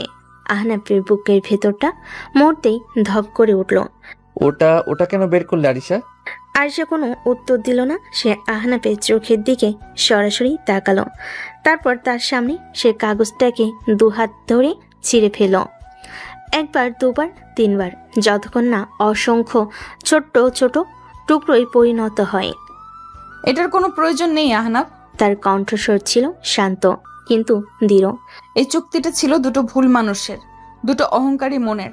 কিন্তু আমার তো এখন আর সেই পুরনো মানুষটা নেই। আমরা তো আর সেই পুরনো মানুষটা নেই, তাই না? এই 2.5 মাসে তুমি আমাকে শিখিয়েছো কিভাবে ভালোবাসতে হয়, কিভাবে সম্মান করতে হয়, কিভাবে জীবনের ছোট ছোট মুহূর্তে সুখ খুঁজে নিতে হয়, কিভাবে বাস্তব জীবনকে আপন করে নিতে হয়। এই কাগজটা ছিল আমাদের অতীতের ভুল, আর আমি আমার ভবিষ্যৎকে অতীতের ভুলের সাথে বেঁধে রাখতে চাই না। সে ছেঁড়া কাগজের টুকরোগুলো জানালার বাইরে উড়িয়ে দিল। আহনাফের হাত ধরে বলে, আমার জীবনে আর কোনো চুক্তিপত্রের দরকার নেই আহনাফ, আমার শুধু তোমাকে দরকার, সারা জীবনের জন্য। আহনাফের চোখ দিয়ে জল গড়িয়ে পড়ছিল। সে কোনো কথা না বলে আরিশাকে নিজের বুকে জড়িয়ে ধরল। এরপর দেখতে দেখতে কেটে গেল আরও 6 মাস। তাদের জীবনটা এখন ভালোবাসে, খুনসুটিতে আর হাসিতে পরিপূর্ণ। একদিন সকালে আরিশা ওয়াশরুম থেকে বেরিয়ে এসে আহনাফের হাতে একটা ছোট্ট বাক্স ধরিয়ে দিল। এটা আবার কি? আজ তো আমার জন্মদিন নয়। খোলাই না। আহনাফ বাক্সটা খুলতেই দেখল ভিতরে একটা পজিটিভ প্রেগন্যান্সি টেস্ট কিট। সে প্রথমে কয়েক মুহূর্ত স্তব্ধ হয়ে রইল, তারপর তার মুখটা খুশিতে বিস্ময়ে উজ্জ্বল হয়ে উঠল। আরিশা, তার মানে আমরা? হ্যাঁ আহনাফ, তুমি বাবা হতে চলেছো আর আমি মা। আমি বাবা হব? ইয়েস। সে আরিশাকে কোলে তুলে নিয়ে পুরো ঘর জুড়ে ঘুরতে লাগলো। আরও কয়েক বছর পরের এক বিকেলে আহনাফ এখন আর পার্সোনাল অ্যাসিস্ট্যান্ট নয়। সে তার মেধা আর যোগ্যতা দিয়ে শ্বশুরমশাইয়ের অবসরের পর চৌধুরী গ্রুপ অফ ইন্ডাস্ট্রিজের সিওর দায়িত্ব নিয়েছে। আয়েশা তাদের 4 বছরের ছোট্ট মেয়ে পরীকে নিয়ে তার অফিসে এসেছে। আহনাফ বিশাল সিওর চেয়ারে বসে গুরুত্বপূর্ণ ফাইল দেখছিল, কিন্তু মেয়েকে দেখেই তার সব কাজ উধাও। বাবাই বাবাই চকলেট। আহনাফ মেয়েকে কোলে তুলে নিয়ে বলে, আমার প্রিন্সেস এসেছে, অবশ্যই চকলেট পাবে। সে মেয়ের গালে চুমু খেয়ে আরিশার দিকে তাকালো। আরিশা তখন জানালার পাশে দাঁড়িয়ে হাসি মুখে তাদের দেখছে। সে মেয়ের চুলে হাত বোলাতে বোলাতে বলল, ভাবা যায় আরিশা, যে অহংকারী বদমেজাজি মেয়েটাকে শায়েস্তা করার জন্য, তাকে বাস্তবতা শেখানোর জন্য আমি বিয়ে করেছিলাম, সেই মেয়েটাই আজ আমার পুরো পৃথিবীটাকে শাসন করছে। আমার অফিস, আমার বাড়ি, আমার মন, সব কিছু রানী এখন তুমি। আর যে চাকরটাকে আমি 1 বছরের মধ্যে জীবন থেকে তাড়ানোর জন্য বিয়ে করেছিলাম, সেই চাকরটাই যে আমার হৃদয়টা চিরদিনের জন্য চুরি করে নেবে, সেটাই বা কে জানতো? তাহলে তো ম্যাডাম আপনার চুক্তিটা খুব একটা লাভজনক হলো না, তাই না? আমার জীবনের সবচেয়ে লাভজনক চুক্তি তো এটাই ছিল। আমার স্বামী, আহনাব তার স্ত্রী আর মেয়ের দিকে তাকিয়ে হাসলো। তার মনে হলো জীবনটা সত্যিই খুব অদ্ভুত। কখনো কখনো সবচেয়ে অপ্রত্যাশিত সম্পর্কগুলোই জীবনের সবচেয়ে সুন্দর উপহার হয়ে আসে।